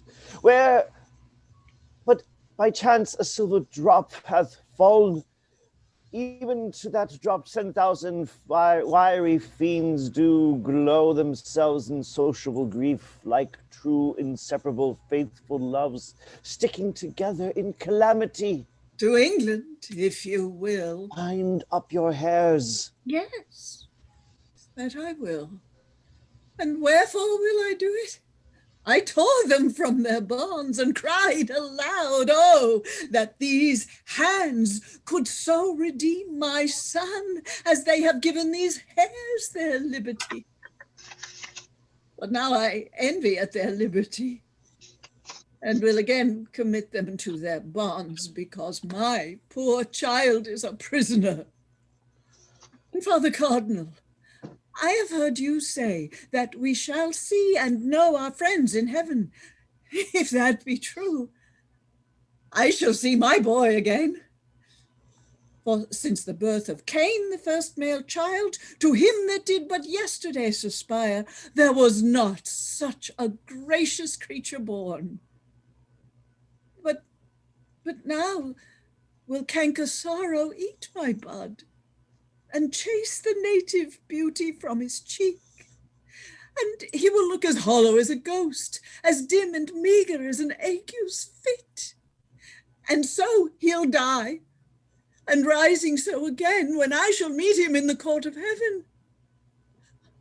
I shall not know him. Therefore never, never must I behold my pretty Arthur more. You hold too heinous a respect of grief. He takes to me. He talks to me that never had a son. You are as fond of grief as of your child. Grief fills up the room of my absent child, lies in his bed, walks up and down with me, puts on his pretty looks, repeats his words, remembers me of all his gracious parts, stuffs out his vacant garments with his form. Then have I reason to be fond of grief? Very well. Had you such a loss as I could give better comfort than you do. I will not keep this form upon my head. When there is such disorder in my wit, oh, Lord, my boy, my Arthur, my fair son, my life, my joy, my food, my all the world, my widow comfort, and my sorrows cure. He exits. I fear some outrage, and I'll follow her. He exits. There's nothing in this world can make me joy. Life is as tedious as a twice-told tale, vexing the dull ear of a drowsy man. And bitter shame has spoiled the sweet word's taste, that it yields naught but shame and bitterness. Before the curing of strong disease, even in the instant of repair and health, the fit is strongest. Evils that take leave on their departure, most of them show evil. What have you lost by losing of this day? All days of glory, joy, and happiness. If you had won it, certainly you had. No. When fortune means to men most good, she looks upon them with a threatening eye. 'Tis strange to think how much King John hath lost in this which he accounts so clearly won. Are not you grieved that Arthur is his prisoner? As heartily as he is glad he hath him. Your mind is all as youthful as your blood. Now, hear me speak with a prophetic spirit, for even the breath of what I mean to speak shall blow each dust, each straw, each little rub out of the path which shall directly lead thy foot to England's throne. And therefore mark, John hath seized Arthur, and it cannot be that whilst warm life plays in that infant's veins, the misplaced John should entertain an hour, 1 minute, nay, one quiet breath of rest. A scepter snatched with an unruly hand must be as boisterously maintained as gained. And he that stands upon a slippery place makes nice of no viled hold to stay him up. That John may stand, then Arthur needs to fall. So be it, for it cannot be but so. But what shall I gain by young Arthur's fall? You, in the right of Lady Blanche, your wife, may then make all the claim that Arthur did. And lose it, life and all, as Arthur did. How great you are, and fresh in this old world. John lays you plots, the times conspire with you, for he that steeps his safety in true blood shall find but bloody safety, and untrue. This act so evilly born shall cool the hearts of all his people, and freeze up their zeal that none so small advantage shall step forth to check his reign, but they will cherish it. No natural exhalation in the sky, no scope of nature, no distempered day, no common wind, no customed event, but they will pluck away his natural cause and call them meteors, prodigies and signs, abortives, presages, and tongues of heaven, plainly denouncing vengeance upon John. Maybe he will not touch young Arthur's life, but hold himself safe in his imprisonment. Oh, sir, when he shall hear of your approach, if that young Arthur be not gone already, even at that news he dies. And then the hearts of all his people shall revolt from him, and kiss the lips of unacquainted change, and pick strong matter of revolt and wrath out of the bloody finger ends of John. Methinks I see this hurly all on foot, and oh, what better matter breeds for you than I have named. The bastard Faulconbridge is now in England ransacking the church, offending charity. If but a dozen French were there in arms, they would be as a coal to train 10,000 English to their side, or as a little snow tumbled about, anon becomes a mountain. O noble Daulphin, go with me to the king.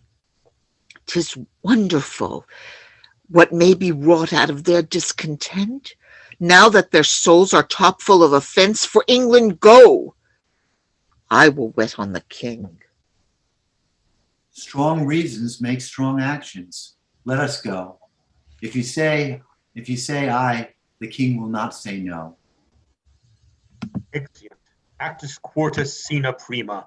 Enter Hubert and executioners. Heat me these irons hot, and look thou stand within the arras. When I strike my foot upon the bosom of the ground, rush forth and bind the boy, which you shall find with me fast to the chair. Be heedful, hence, and watch. I hope your warrant will bear out the deed. Uncleanly scruples, fear not you. Look to it. Young lad, come forth. I have to say with you. Good morrow, Hubert. Good morrow, little prince. The little prince, having so great a title to be more prince as may be, you are sad. Indeed, I have been merrier. Mercy on me. Methinks nobody should be sad but I. Yet I remember when I was in France, young gentlemen would be as sad as night, only for wantonness. By my Christendom, so I were out of prison and kept sheep, I should be as merry as the day is long. And so I would be here, but that I doubt my uncle practices more harm to me. He is afraid of me, and I of him. Is it my fault that I was Geoffrey's son? No, indeed it is not. And I would to heaven that I were your son, so you will love me, Hubert. If I talk to him with his innocent prate, he will awake my mercy, which lies dead. Therefore I will be sudden and dispatch. Are you sick, Hubert? You look pale today. And since I would you were a little sick, that I might sit all night and watch with you. I warrant I love you more than you do me. His words do take possession of my bosom. Read here, young Arthur. How now, foolish room. Turning suspicious torture out of door. I must be brief, lest resolution drop out at mine eyes in tender womanish tears. Can you not read it? Is it not fair writ? Too fairly, Hubert, for so foul effect. Must you with hot irons burn out both mine eyes? Young boy, I must. And will you? And I will. Have you the heart? When your head did but ache, I knit my handkerchief about your brows, the best I had. A princess wrought at me, and I did never ask at you again. And with my hand at midnight held your head, and like the watchful minutes to the hour, still and anon cheered up the heavy time, saying, what lack you, and where lies your grief? Or what good love may I perform for you? Many a poor man's son would have had life still, and ne'er have spoke a loving word to you. But you at your sick service had a prince. Nay, you may think my love was crafty love and call it cunning. Do. And if you will, If heaven be pleased that you must use me, well, then you must. Will you put out mine eyes? These eyes that never did nor never shall so much as frown on you? I have sworn to do it, and with hot irons must I burn them out. Ah, none but this iron age would do it. The iron of itself, though heat red hot, approaching near these eyes would drink my tears, and quench his fiery indignation, even in the matter of mine innocence. Nay, after that consume away and rest, but for containing fire to harm mine eye. Are you more stubborn hard than hammered iron? And if an angel should have come to me and told me Hubert should put out mine eyes, I would not have believed him. No tongue but Hubert's. Come forth, do as I bid you do. Oh, save me, Hubert, save me! My eyes are out even with the fierce looks of these bloody men. Give me the iron, I say, and bind him here. Alas, what need you be so boisterous rough? I will not struggle, I will stand stone still. For heaven's sake, Hubert, let me not be bound. Nay, hear me, Hubert. Drive these men away, and I will sit as quiet as a lamb. I will not stir, nor winch, nor speak a word, nor look upon the iron angrily. Thrust but these men away, and I'll forgive you. Whatever torment you do, put me to. Go stand within, let me alone with him. I am best pleased to be from such a deed. Alas, I then have chid away my friend. He hath a stern look, but a gentle heart. Let him come back, that his compassion may give life to yours. Come, boy, prepare yourself. Is there no remedy? None but to lose your eyes. Oh, heaven, that there were but moth in yours. A grain, a dust, a gnat, a wandering hare. Any annoyance in that precious sense. And feeling what small things are boisterous there, your vile intent must needs seem horrible. Is this your promise? Go to, hold your tongue. Hubert, the utterance of a brace of tongues must needs want pleading for a pair of eyes. Let me not hold my tongue. Let me not, Hubert. Or Hubert, if you will cut out my tongue, so I may keep my eyes, well, spare my eyes, though to no use but still to look on you. Lo, by my troth, the instrument is cold and will not harm me. I can heat it, boy. No, in good sooth. The fire is dead with grief, being create for comfort, to be used in undeserved extremes. See us yourself. There is no malice in this burning coal. The breath of heaven hath blown its spirit out, and strew repentant ashes on his head. But with my breath I can revive it, boy. And if you do, you'll but make it blush, and glow with shame of your proceedings, Hubert. Nay, it perchance will sparkle in your eyes, and, like a dog that is compelled to fight, snatch at his master that does tar him on. All things that you should use to do mean wrong deny their office. Only you do lack that mercy, which fierce fire and iron extends, creatures of note for mercy lacking uses. Well, see to live. I will not touch thine eye for all the treasure that thine uncle owes. Yet I am sworn, and I did purpose, boy, with this same very iron to burn them out. Oh, now you look like Hubert. All this while you were disguised. Peace, no more. Adieu, your uncle must not know, but you are dead. I'll fill these dogged spies with false report, and, pretty child, sleep doubtless and secure that Hubert, for the wealth of all the world, will not offend thee. Oh, heaven. I thank you, Hubert. Silence, no more. Go closely in with me.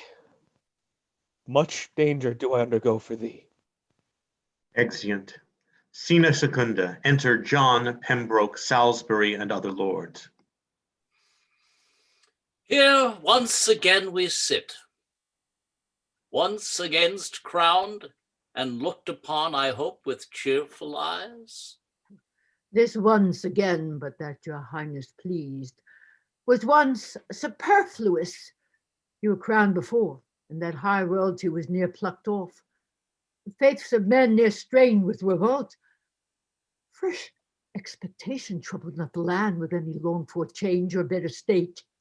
Therefore, to be possessed with double pomp, to guard a title that was rich before, to gild refined gold, to paint the lily, to throw a perfume on the violet, to smooth the ice, or add another hue unto the rainbow, or with taper light to seek the beauteous eye of heaven to garnish, is wasteful and ridiculous excess.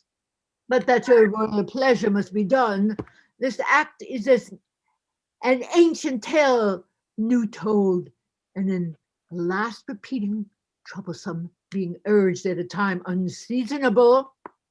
In this the antique, and well-noted face of plain old form is much disfigured, and like a shifted wind unto a sail, it makes the course of thoughts to fetch about, startles and frights consideration, makes sound opinion sick, and truth suspected for putting on so new a fashioned robe.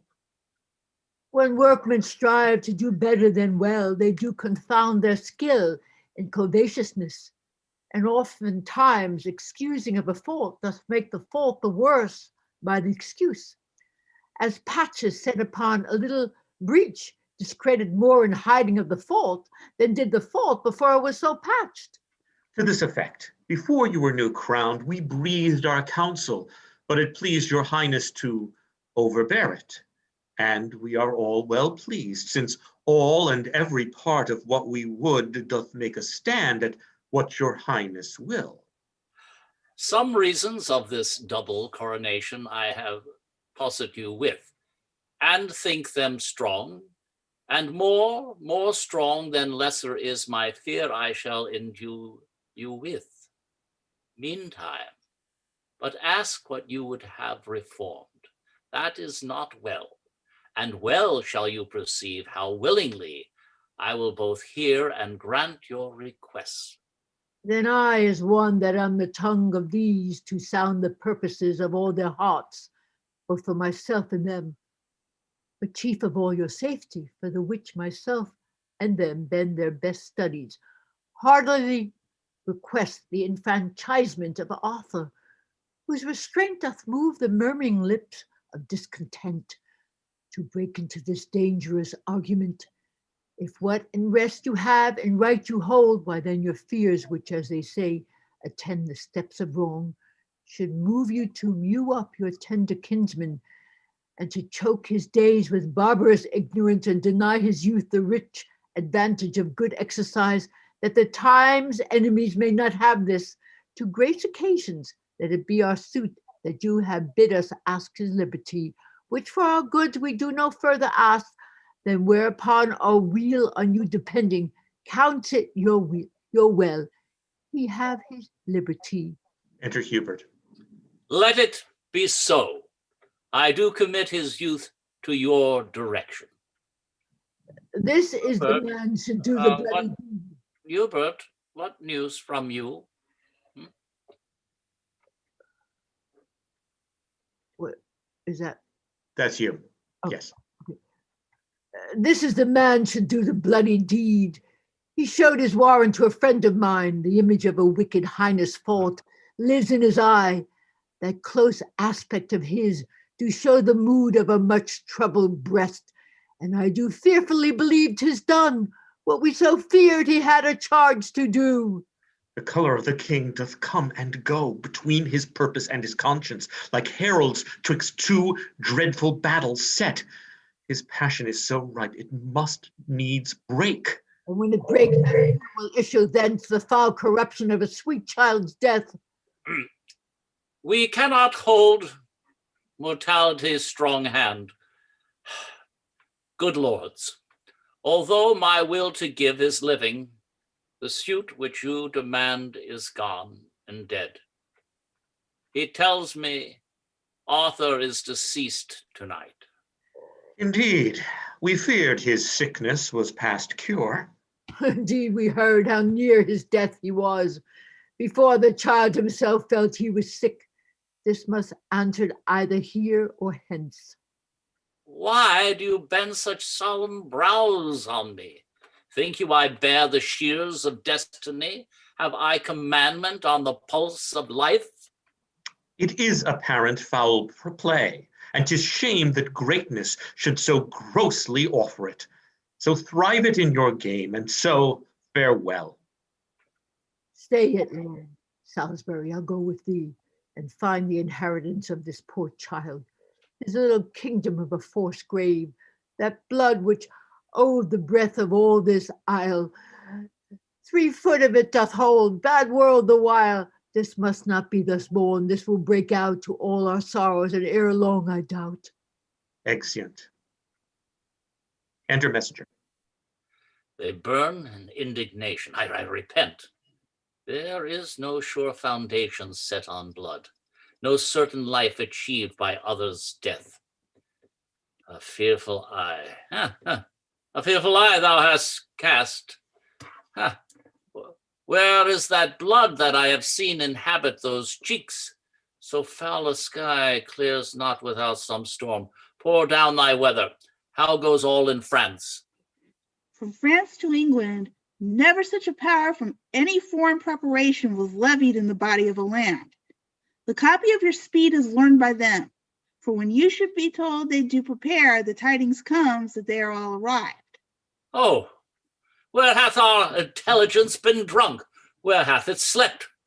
Where is my mother's care, that such an army could be drawn in France and she not hear of it? My liege, her ear is stopped with dust. The 1st of April died your noble mother, and as I hear, my lord, the lady Constance is in a frenzy died 3 days before. But this from rumor's tongue I idly heard. If true or false, I know not. Withhold thy speed. Dreadful occasion. Oh, make a league with me, till I've pleased my discontented peers. What? My mother dead? How wildly then walks my estates and friends. Under whose conduct came those powers of France that thou for truth gives out are landed here? Under the Daulphin. Enter Bastard and Peter of Pomfret. Thou hast made me giddy with these ill tidings. Now, what says the world to your proceedings? Do not seek to stuff my head with more ill news, for it is full. But if you be afeard to hear the worst, then let the worst unheard fall on your head. Bear with me, cousin, for I was amazed, under the tide. But now I breathe again aloft the flood, and can give audience to any tongue, speak it of what it will. How I have sped among the clergymen, the sums I have collected shall express. But as I traveled hither through the land, I find the people strangely fantasied, possessed with rumors, full of idle dreams, not knowing what they fear, but full of fear. And here's a prophet that I brought with me from forth the streets of Pomfret, whom I found with many hundreds treading on his heels, to whom he sung in rude, harsh-sounding rhymes, that ere the next Ascension Day at noon, your highness should deliver up your crown. Thou idle dreamer, wherefore didst thou so? Forsooth, that the truth shall fall out so. Hubert, away with him, imprison him, and on that day at noon whereon he says I shall yield up my crown, let him be hanged. Deliver him to safety, and return, for I must use thee. Oh, gentle cousin, hast thou the news abroad who are arrived? The French, my lord. Men's mouths are full of it. Besides, I met Lord Bigot and Lord Salisbury, with eyes as red as new enkindled fire, and others more going to seek the grave of Arthur, whom they say is killed tonight on your suggestion. Gentle kinsman, go and trust thyself into their companies. I have a way to win their loves again. Bring them before me. I will seek them out. Nay, but make haste. The better foot before. Oh, let me have no subject enemies, when adverse foreigners affright my towns with dreadful pomp of stout invasion. Be Mercury, set feathers to thy heels, and fly like thought from them to me again. The spirit of time shall teach me speed. Exit. Spoke like a spriteful noble gentleman. Go after him, for he perhaps shall need some messenger betwixt me and the peers, and be thou he. With all my heart, my liege. My mother dead. Enter Hubert. My lord, they say 5 moons were seen tonight. 4 fixed, and the 5th did whirl about the other 4 in wondrous motion. 5 moons? Old man and beldams in the street do prophecy upon it dangerously. Young Arthur's death is common in their mouths, and when they talk of him, they shake their heads and whisper one another in the ear.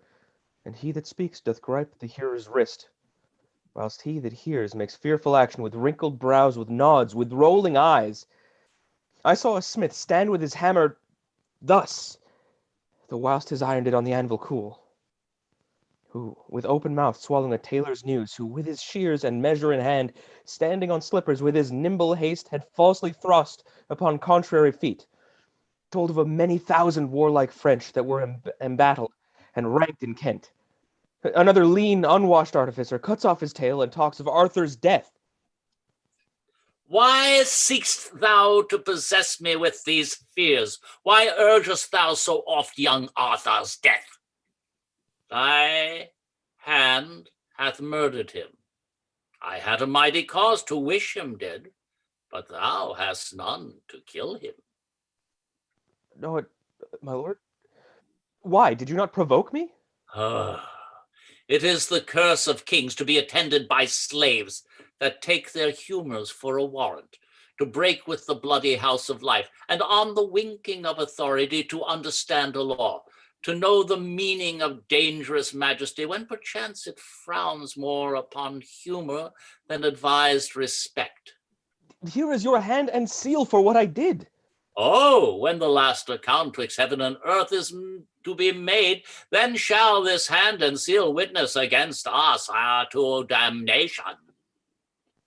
How oft the sight of means to do ill deeds make deeds ill done. Hadst thou not been by a fellow by the hand of nature marked, quoted and sighed to do a deed of shame, this murder had not come into my mind, but taking note of thy abhorred aspect, finding thee fit for bloody villainy, apt liable to employed in danger, I faintly broke with thee of Arthur's death, and thou, to be endeared to a king, made it no conscience to destroy a prince. My lord. Hadst thou but shook thy head, or made a pause when I spake darkly what I purposed, or turned an eye of doubt upon my face, as bid me tell my tale in expressive words, deep shame had struck me dumb, made me break off, and those thy tears might have wrought fears in me, but thou didst understand me by my signs, and didst in signs again parley with sin. Yea, without stop didst thou at thy heart consent, and consequently thy rude hand to act the deed, which both our tongues held vile to name. Out of my sight, and never see me more. My nobles leave me, and my state is braved, even at my gates, with ranks of foreign powers, nay, in the bloody body of this fleshy land, this kingdom, this confine of blood and breath, hostility and civil tumult reigns between my conscience and my cousin's death. Arm you against your other enemies. I'll make a peace between your soul and you. Young Arthur is alive. This hand of mine is yet a maiden, and an innocent hand, not painted with the crimson spots of blood within this bosom, never entered yet the dreadful motion of a murderous thought, and you have slandered nature in my form, which howsoever rude exteriorly, is yet the cover of a fairer mind, than to be butcher of an innocent child.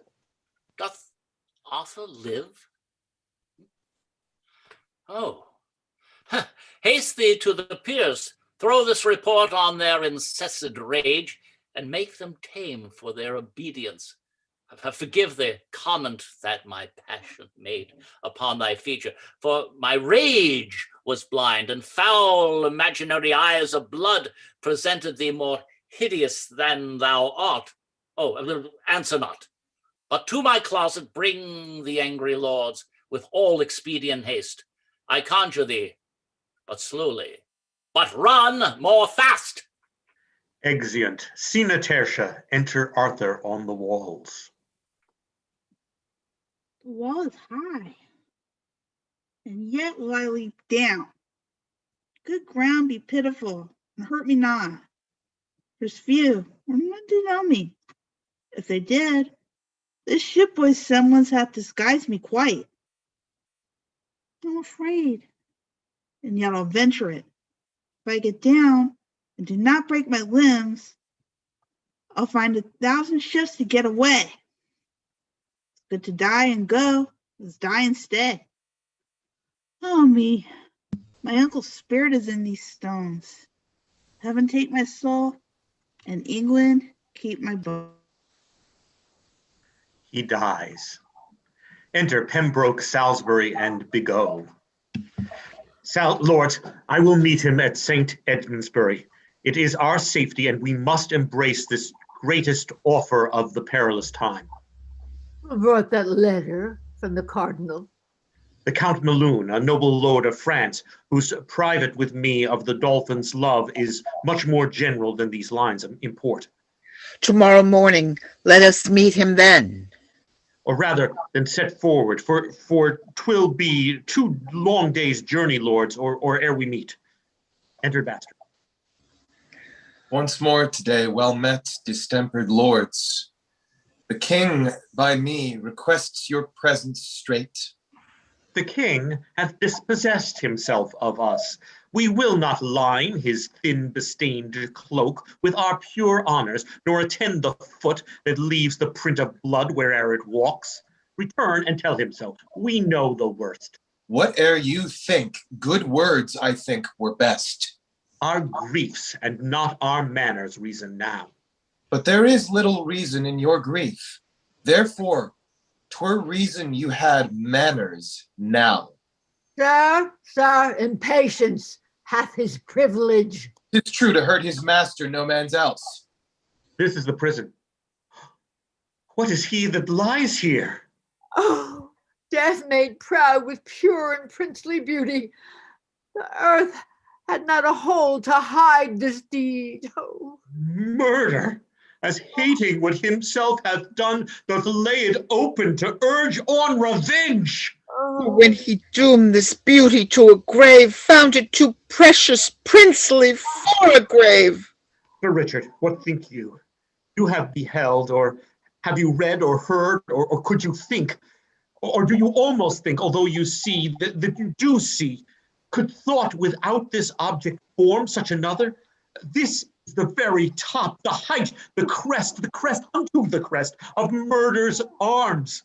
This is the bloodiest shame, the wildest savagery, the vilest stroke that e'er wall-eyed wrath or staring rage presented to the tears of soft remorse. Oh, murders past to standing excused in this, and this so sole and so unmatchable shall give a holiness, a purity to the yet unbegotten sin of times, and prove a deadly bloodshed but a jest, exampled by this heinous spectacle. 'Tis a damned and bloody work, the graceless action of a heavy hand, if that be the work of any hand. If that it be the work of any hand, we had a kind of light. What would ensue, it is the shameful work of Hubert's hand, the practice and purpose of the king, from whose obedience I forbid my soul. Kneeling before this ruin of sweet life and breathing to his breathless excellence the incense of a vow, a holy vow, never to taste the pleasures of the world, never to be infected with delight, nor conversant with ease and idleness, till I have set a glory to this hand by giving it the worship of revenge. Our souls religiously confirm thy words. Enter Hubert. Lord, I am hot with haste in seeking you. Arthur doth live, and the king hath sent for you. Oh, he is bold and blushes not at death. Avaunt, thou hateful villain, be gone. I am no villain. Must I rob the law? Your sword is bright, sir. Put it up again. Not till I sheathe it in a murderer's skin. Stand back, Lord Salisbury. Stand back, I say, by heaven. I think my sword's as sharp as yours. I would not have you, Lord, forget yourself, nor tempt the danger of my true defense, lest I, by marking of your rage, forget your worth, your greatness, and nobility. Out, dunghill! Darest thou brave a nobleman? Not for my life, but yet I dare defend my innocent life against an emperor. Thou art a murderer. Do not prove me so, yet I am none. Whose tongue soe'er speaks false, not truly speaks. Who speaks not truly, lies. Cut him to pieces! Keep the peace, I say. Stand by, or I shall gall you, Faulconbridge. Thou'rt better gall the devil Salisbury, if thou wilt frown upon me, or stir thy foot, or teach thy hasty spleen to do me shame. I'll strike thee dead. Put up your sword betime, or I'll so maul you and your toasting iron that you shall think the devil has come from hell. What wilt thou do, renowned Faulconbridge? Second a villain and a murderer? Bego, I am none. Who killed this prince? An hour since I left him well. I honored him, I loved him, and will weep my date of life out for his sweet live's loss. Trust not these cunning waters of his eyes, for villainy is not without such room. And he, long traded in it, makes it seem like rivers of remorse and innocency. Away with me, all you whose souls abhor the clean, uncleanly savors of a slaughterhouse, for I am stifled with its spell of sin. Away, toward Berry, to the Daulphin there. There tell the king he may inquire us out. Exeunt lords. Here's a good world. Knew you of this fair work? Beyond the infinite and boundless reach of mercy, if thou didst do this deed of death, art thou damned, Hubert? Do but hear me, sir. Huh? I'll tell thee what. Thou art damned as black. Nay, nothing is so black. Thou art more deep damned than Prince Lucifer. There is not yet so ugly a fiend of hell as thou shalt be if thou didst kill this child. Upon my soul.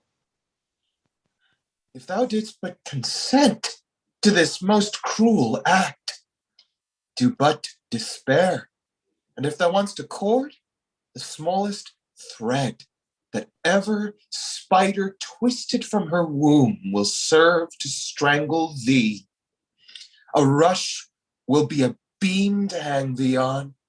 Or wouldst thou drown thyself? Put a little water in a spoon, and it shall be as all the ocean, enough to stifle such a villain up. I do suspect thee very grievously. If I in act, consent, or sin of thought be guilty of the stealing of that sweet breath which was imbounded in this beauteous clay, let hell want pains enough to torture me. I left him well. Go, bear him in thine arms. I am amazed, methinks, and lose my way among the thorns and dangers of this world. How easy dost thou take all England up, from forth this morsel of dead royalty, the life, the right and truth of all this realm is fled to heaven, and England now is left to tug and scramble, and to part by the teeth the unowned interest of proud swelling state. Now for the bare-picked bone of majesty doth dogged war bristle her angry crest, and snarl in the gentle eyes of peace.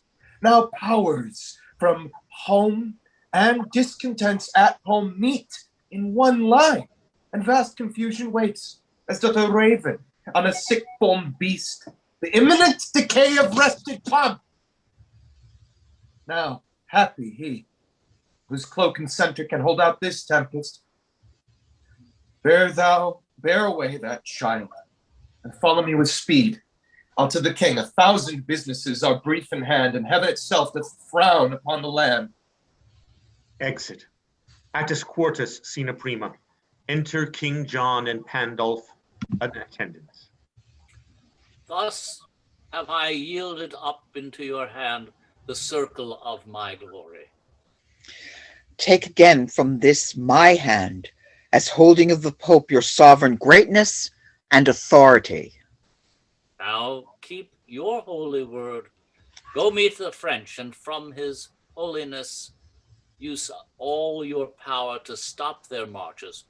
For we are inflamed, our discontented counties do revolt, our people quarrel with obedience, swearing allegiance and love of soul to stranger blood, to foreign royalty. This inundation of mistempered humor rests by you only to be qualified. Then pause not, for the present time so sick, the present medicine must be ministered, or overthrow incurable ensues. It was my breath that blew this tempest up upon your stubborn usage of the Pope. But since your gentle convertite, my tongue shall hush again this storm of war, and make fair weather in your blustering lands on this Ascension Day. Remember well, upon your oath of service to the Pope, go I to make the French lay down their arms. Exit.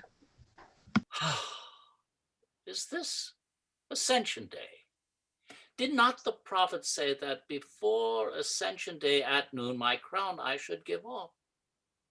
Even so I have. I did suppose it should be on constraint. But thank be to heaven, it is but voluntary. Enter Bastard. All Kent hath yielded. Nothing there holds out but Dover Castle. London hath received like a kind host the Daulphin and his powers. Your nobles will not hear you, but are gone to offer service to your enemy. And wild amazement hurries up and down the little number of your doubtful friends. Would not my lords return to me again after they heard young Arthur was alive? They found him dead and cast into the streets. An empty casket where the jewel of life by some damned hand was robbed and ta'en away. That villain Hubert told me he did live. So on my soul he did, for aught he knew. But wherefore do you droop? Why do you look sad? Be great in act, as you have been in thought. Let not the world see fear and sad distrust govern the motion of a kingly eye. Be stirring as the time. Be fire with fire. Threaten the threatener and outface the brow of bragging horror, so shall inferior eyes that borrow their behaviors from the great grow great by your example, and put on the dauntless spirit of resolution.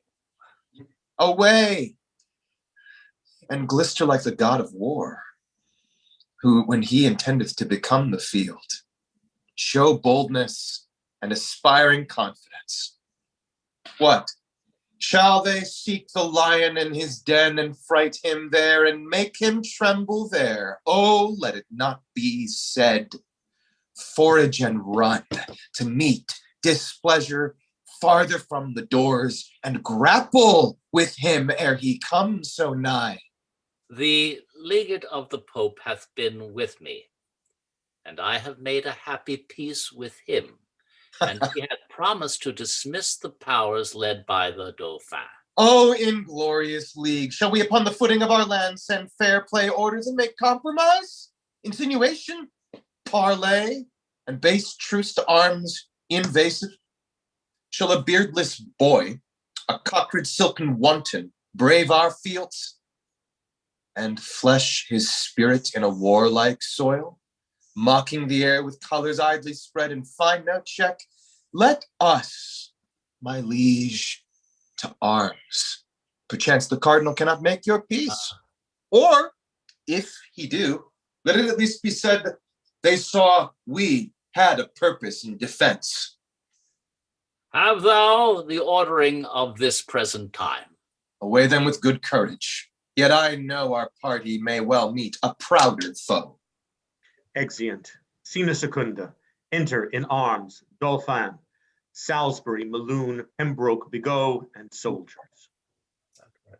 My Lord Maloon, let this be copied out, and keep it safe for our remembrance. Return the precedent to these lords again, that having our fair order written down, both they and we, perusing over these notes, may know wherefore we took the sacrament and keep our faiths firm and inviolable.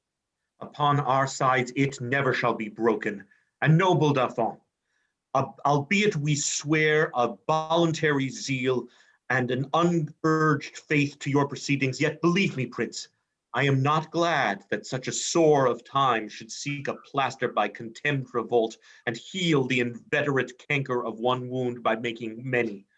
Oh, it grieves my soul that I must draw this metal from my side to be a widow maker. Oh, and there, where honorable rescue and defense cries out upon the name of Salisbury, but such is the infection of the time, that for the health and physic of our right, we cannot deal but with the very hand of stern injustice and confused wrong.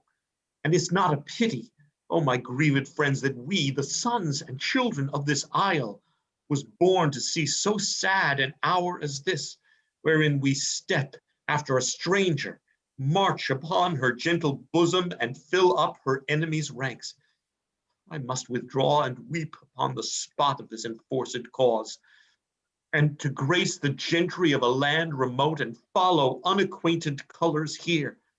But here, O nation, that thou couldst remove, that Neptune's arms who clippeth thee about would bear thee from the knowledge of thyself and cripple thee unto a pagan shore, where these two Christian armies might combine the blood of malice in a vein of league, and not to spend it so unneighborly. A noble taste dost thou show in this, and great affections wrestling in thy bosom doth make an earthquake of nobility. Oh, what a noble combat hast thou fought between compulsion and a brave respect. Let me wipe off this honorable dew that silverly doth progress on thy cheeks. My heart hath melted at a lady's tears, being an ordinary inundation. But this effusion of such manly drops, this shower blown up by tempest of the soul, startles mine eyes and makes me more amazed than had I seen the vaulty top of heaven figured quite o'er with burning meteors. Lift up thy brow, renowned Salisbury, and with a great heart heave away the storm. Commend these waters to those baby eyes that never saw the giant world enraged, nor met with fortune other than at feasts, full of warm blood, of mirth, of gossiping. Come, come, for thou shalt thrust thy hand as deep into the purse of rich prosperity as Lewis himself. So nobles shall you all, that knit your sinews to the strength of mine, and even there, methinks, an angel spake. Look, where the holy legate comes apace to give us warrant from the hand of heaven, and on our actions set the name of right with holy breath. Hail, noble King, Prince of France. The next is this. King John hath reconciled himself to Rome. His spirit is come in, that so stood out against the holy church, the great metropolis and see of Rome. Therefore, thy threatening colors now wind up and tame the savage spirit of wild war, that like a lion fostered up at hand, it may lie gently at the foot of peace, and be no further harmful than in show. Your grace shall pardon me. I will not back. I am too high born to be property, to be a secondary at control, or useful serving man and instrument to any sovereign state throughout the world. Your breath first kindled the dead coal of wars between this chastised kingdom and myself, and brought in matter that should feed this fire. And now 'tis far too huge to be blown out with that same weak wind which enkindled it. You taught me how to know the face of right, acquainted me with interest to this land. Yea, thrust this enterprise into my heart. And come ye now to tell me John hath made his peace with Rome? What is that peace to me? I, by the honor of my marriage bed, after young Arthur, claim this land for mine. And now it is half conquered. Must I back because that John hath made his peace with Rome? Am I Rome's slave? What penny hath Rome borne? What men provided? What munitions sent to underprop this action? Is it not I that undergo this charge? Who else but I, and such as to my claim are liable, sweat in this business and maintain this war? Have I not heard these islanders shout out, Vive le roi, as I have banked their towns? Have I not here the best cards for the game, to win this easy match played for a crown? And shall I now give o'er the yielded set? No, no, on my soul, it never shall be said. You look but on the outside of this work. Outside or inside, I will not return till my attempt so much be glorified as to my ample hope was promised before I drew this gallant head of war, and culled these fiery spirits from the world to outlook conquest and to win renown even in the jaws of danger and of death. What lusty trumpet thus doth summon us? Enter Bastard. According to the fair play of the world, let me have audience. I am sent to speak, my holy lord of Milan, from the king. I come to learn how you have dealt for him, and as you answer, I do know the scope and warrant limited unto my tongue. The Dauphin is too willful opposite and will not temporize with my entreaties. He flatly says he'll not lay down his arms. By all the blood that ever fury breathed, the youth says well. Now, hear our English king, for thus his royalty doth speak in me.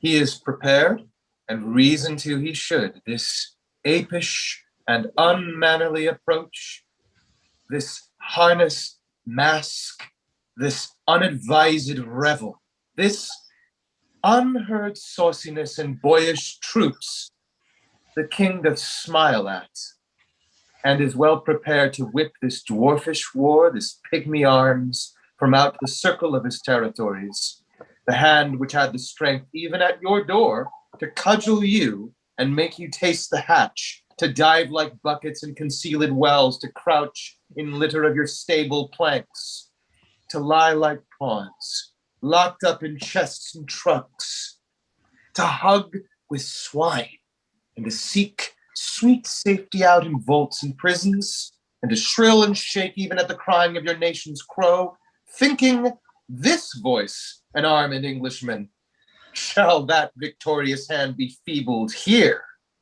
that in your chambers gave you chastisement? No.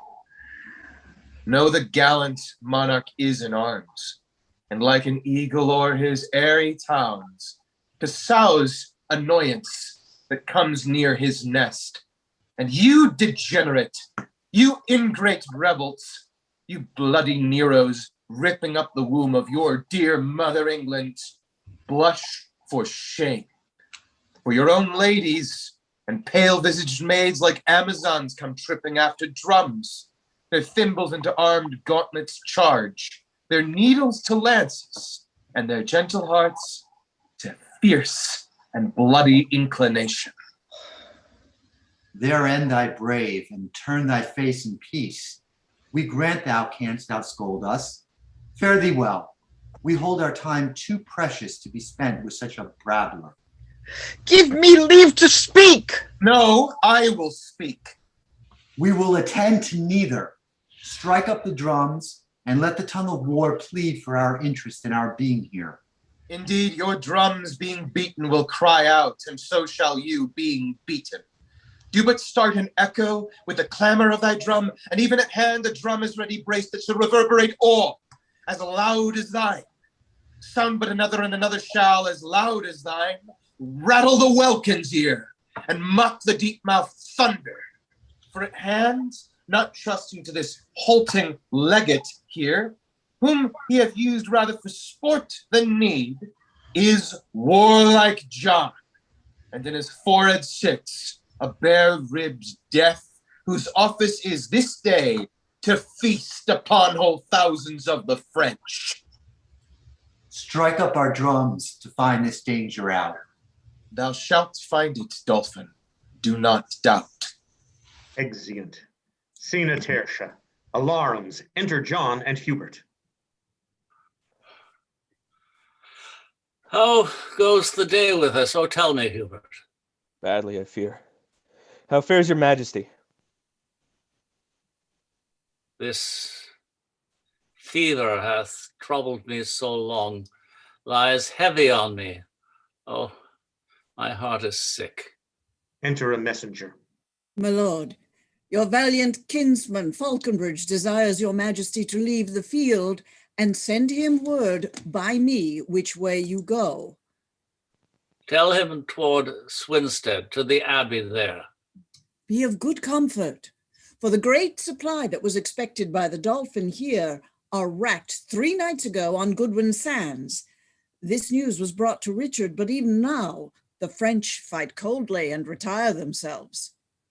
Ay, me. This tyrant fever burns me up and will not let me welcome this good news. Set on towards Swinstead. To my litter straight, weakness possesseth me, and I am faint. Exeunt. And Scena quarta. Enter Salisbury, Pembroke, and Bigot.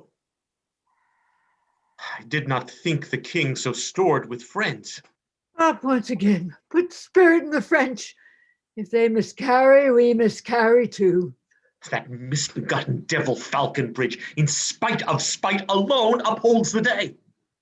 They say King John, sore sick, hath left the field. Enter Maloon, wounded. Lead me to the revolts of England here.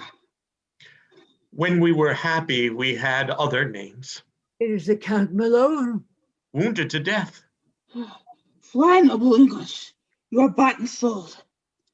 Enter the rude eye of rebellion, and welcome again home discarded faith. Seek out King John and fall before his feet. For if the French be ward to this proud day, he means to recompense the pains you take by cutting off your heads. Thus hast he sworn, and I with him, and many more with me, upon the altar at St. Edmundsbury, even on that altar where we swore to you dear amity and everlasting love. May this be possible? May this be true? Have I not hideous deaths within my view, retaining but a quantity of life which bleeds away, even as a form of wax resolves from his figure against the fire? Why in the world should make me now deceive, since I must lose the use of all deceit? Why then should I be false, since it is true that I must die here and live hence by truth? I say again, if Louis do win the day, he is forsworn. If ere those eyes of yours behold another day break in the east. But even this night, whose black, contagious breath already smokes about the burning crest of the old, feeble, and day-wearied sun, even this ill night, your breathing shall expire, paying the fine of rated treachery, even with the treacherous fine of all your lives. If Louis, by your assistance win the day, commend me to one Hubert, with your king, the love of him, and this respect besides, for that my grandsire was an Englishman, awaits my conscience to confess all this. In lieu whereof, I pray you bear me hence, from forth the noise and rumor of the field, where I may think the remnant of my thoughts in peace, and part this body and my soul with contemplation and devout desires.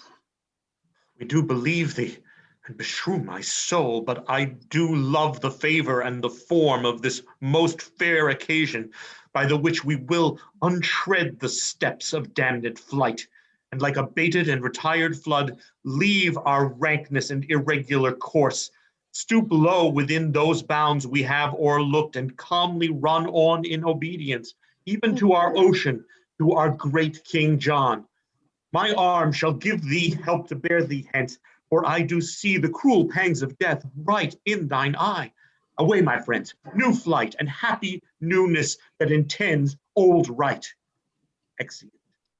Scena Quinta. Enter Daulphin and his train. The sun of heaven, methought, was loath to set, but stayed and met the western welkin blush, when English measure backward their own ground and faint retire. Oh, bravely came we off, when with a volley of our needless shot, after such bloody toil, we bid good night, and wound our tattering colors clearly up, last in the field and almost lords of it. Enter messenger. You're muted, Jackie. Where is my prince, the Dauphin? Here, what news? The Count Maloon is slain. The English lords, by his persuasion, are again fallen off, and your supply, which you have wished so long, are cast away and sunk on Goodwin sands. Ah, foul shrewd news! Beshrew thy very heart. I did not think to be so sad tonight as this hath made me. Who was he that said King John did fly an hour or two before the stumbling night did part our weary powers? Whoever spoke it, it is true, my lord. Well, keep good quarter and good care tonight. The day shall not be up so soon as I, to try the fair adventure of tomorrow. Exeunt. Scena sexta. Entered Bastard and Hubert severally. Who's there? Speak, ho, speak quickly, or I shoot. A friend. What art thou? Of the part of England. Whither dost thou go? What's that to thee? Why may not I demand of thine affairs as well as thou of mine? Hubert, I think. Thou hast a perfect thought. I will upon all hazards well believe thou art my friend, that thou knowest my tongue so well. Who art thou? Who thou wilt, and if thou please, thou mayst befriend me so much as to think I come one way of the Plantagenets. Unkind remembrance. Thou and endless night have done me shame. Brave soldier, pardon me, that any accent breaking from thy tongue should scape the true acquaintance of mine ear. Come, sans compliment. What news abroad? Why, here walk I in the black brow of night to find you out. Brief then, and what's the news? My sweet sir, news fitting to the night, black, fearful, comfortless, and horrible. Show me the very wound of this ill news. I'm no woman. I'll not swoon at it. The king, I fear, is poisoned by a monk. I left him almost speechless and broke out to acquaint you with this evil, that you might the better arm you to the sudden time than if you had at leisure known of this. How did he take it? Who did taste to him? A monk, I tell you. A resolved villain whose bowels suddenly burst out. The king yet adventure may recover. Who didst thou leave to tend his majesty? Why know you not? The lords are all come back and brought Prince Henry in their company, at whose request the king hath pardoned them, and they are all about his majesty. Withhold thine indignation, mighty heaven, and tempt us not to bear above our power.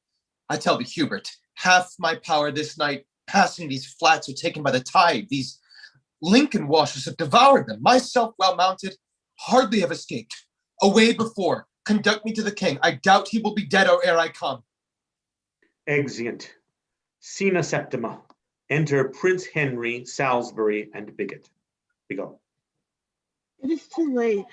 The life of all his blood is touched corruptibly, and his pure brain, which some suppose the soul's frail dwelling house, doth by the idle comments that it makes foretell the ending of mortality.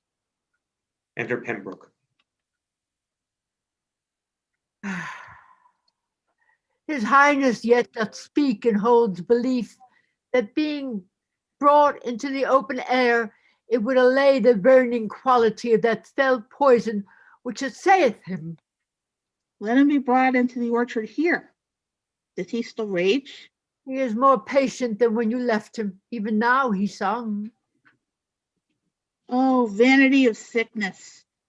Fierce extremes in their continuance will not feel themselves. Death, having preyed upon the outward parts, leaves them invisible. And his siege is now against the wind, the which he pricks and wounds with many legions of strange fantasies. which in their throng, impressed to that last hold, confound themselves. 'Tis strange the death should sing. I am the simmer to this pale faint swan, who chants a doleful hymn to his own death, and from the organ pipe of frailty sings his soul and body to their lasting rest. Be of good comfort, Prince, for you are born to set a form upon that indigest, which he hath left so shapeless and so rude. John's brother. Ay, marry, now my soul hath elbow room. It would not out at windows nor at doors. There is so hot a summer in my bosom that all my bowels crumble up to dust. I am a scribbled form drawn with a pen upon a parchment, and against this fire do I shrink up. How fares your majesty? Poisoned, ill-fared, dead, forsook, cast off. And none of you will bid the winter come to thrust his icy fingers in my maw, nor let my kingdom's river take their course through my burned bosom, nor entreat the north to make his bleak winds kiss my parched lips and comfort me with cold. I do not ask you much. I beg for cold comfort. And you are so straight and so ungrateful, you deny me that. Oh, that there were some virtue in my tears that might relieve you. Ah, the salt in them is hot. Within me is a hell, and there the poison is, as a fiend confined to tyrannize on unretrievable condemned blood. Enter Bastard.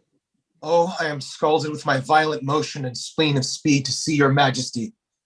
Oh, cousin, thou art come to set my eye. The tackle of my heart is cracked and burnt, and all the shrouds wherewith my life should sail are turned to one thread, one little hair.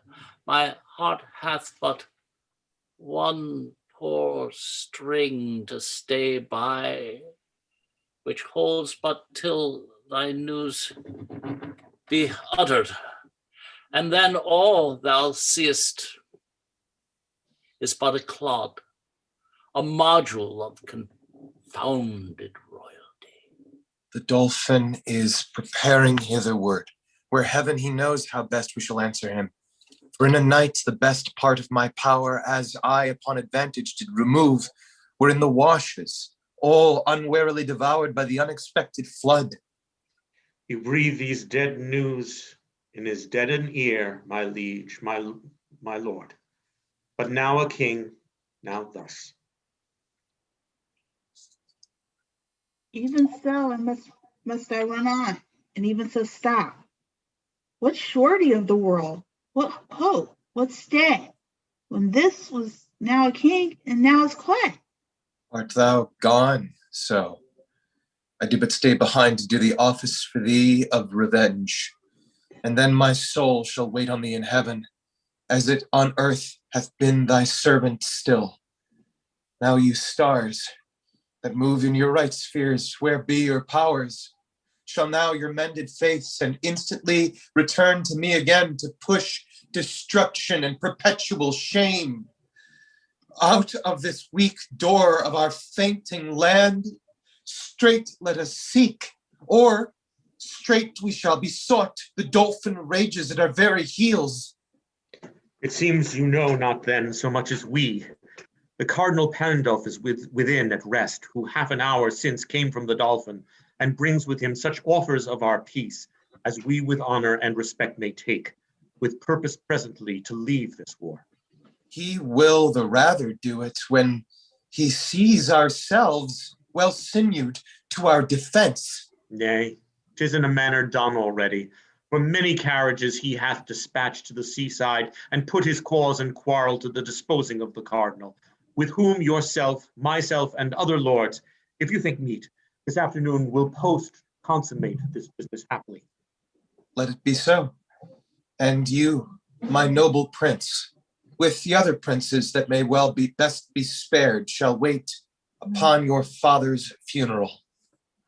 A Worcester must his body be interred, for so he willed it.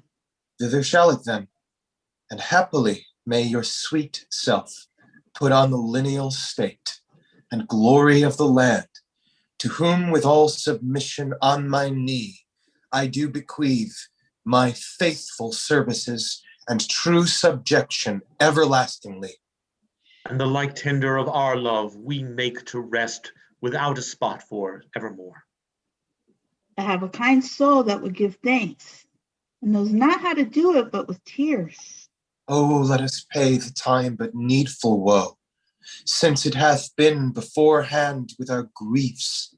This England never did, nor never shall, lie at the proud foot of a conqueror, but when it first did help to wound itself. Now, these her princes are come home again, come the three corners of the world in arms, and we shall shock them, naught shall make us rue, if England to itself do rest, but true. Exeunt. End of play. Very good, everyone. I can't turn, oh yes, I can. There it is. Stop recording on yes. All right, we stopped recording. Good. Okay, good job, everyone.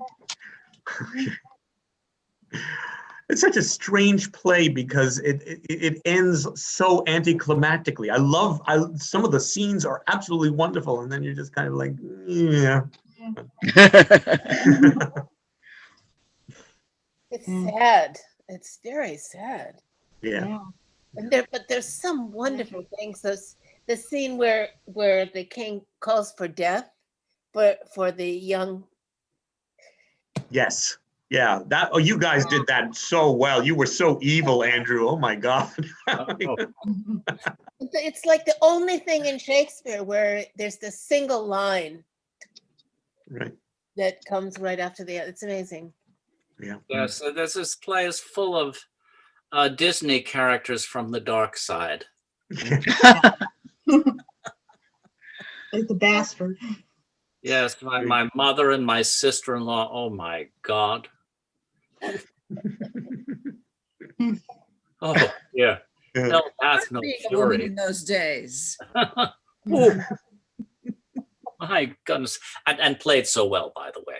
Yes. Yes, and the murder of the little prince. I mean, that's a very touching little bit there. Oh my goodness. Great scenes.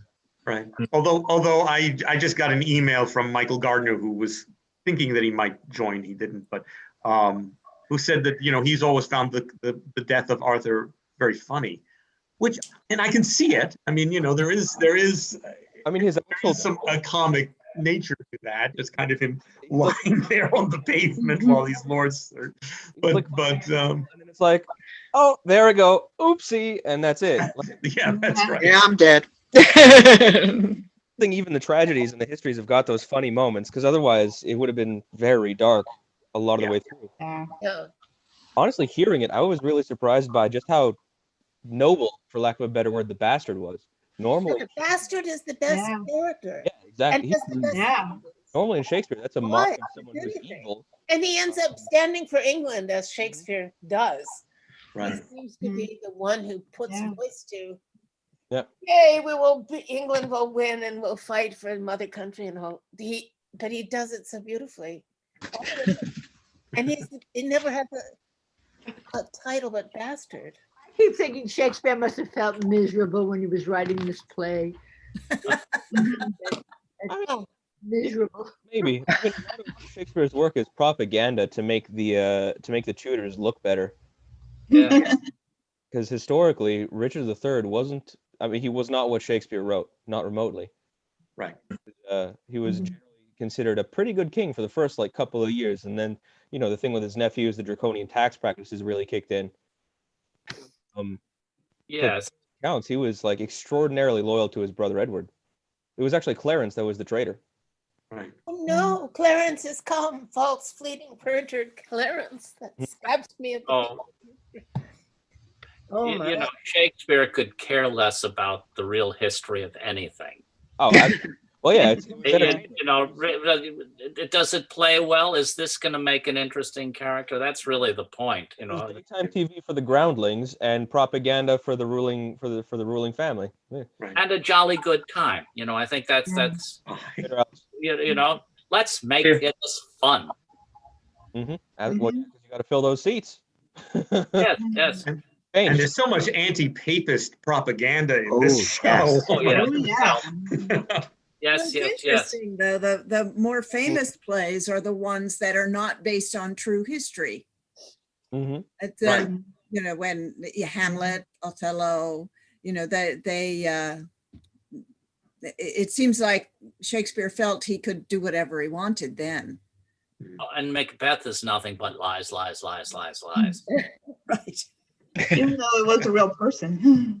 Yes, but he was a fairly decent ruler, and in fact, it was the fellow he offed who was a horrible king. Everyone was very glad to see him gone. Mm-hmm. So it's so much has to do with King James and showing his succession through his Scottish line, and also embracing his belief in witches. Mm-hmm. Oh yeah. So he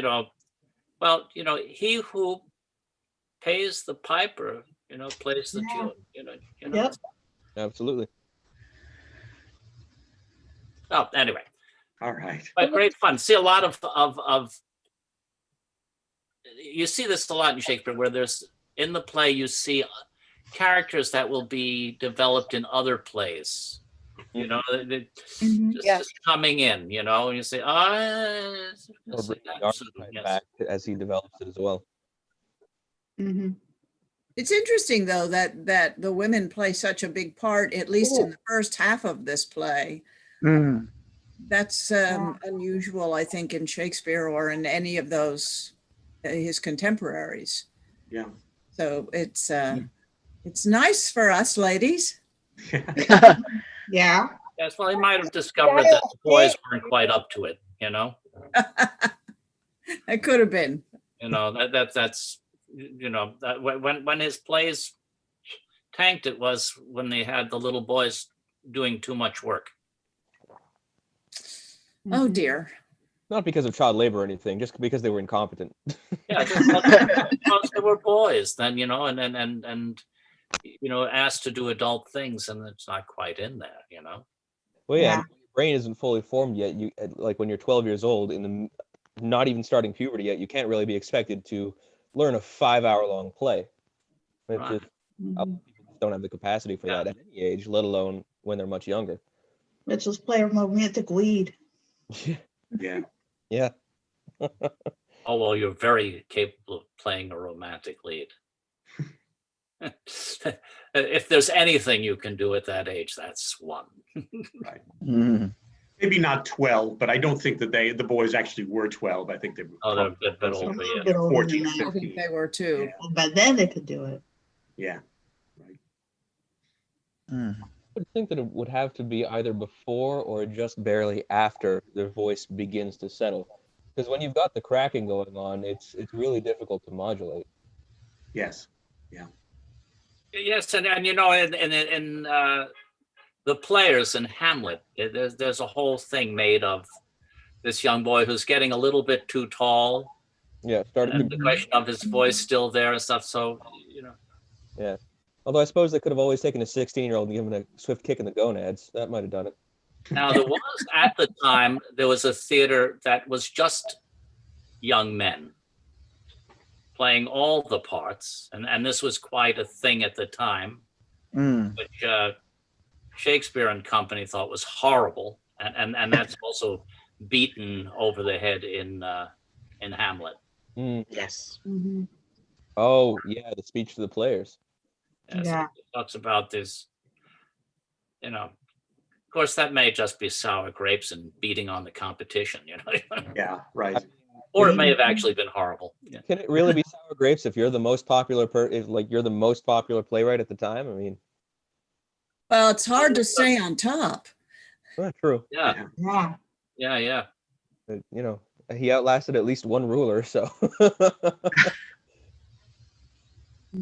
Anyway, I've got to run and have some. Yeah. Okay. Thank you, everyone, for the reading. It was really very good. Yes, thank you. Thank you. All right. Thank you. Quite a pleasure. Thank you, everyone. I actually Thank you all for learned being so something. wonderful. You all. Be safe. Thank Get you. Yes. Thank you. Okay. Thanks. Here we go. Oh.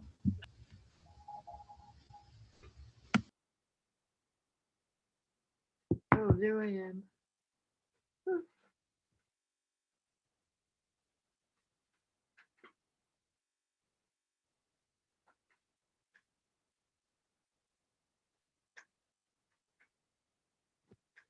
Well, there's am I.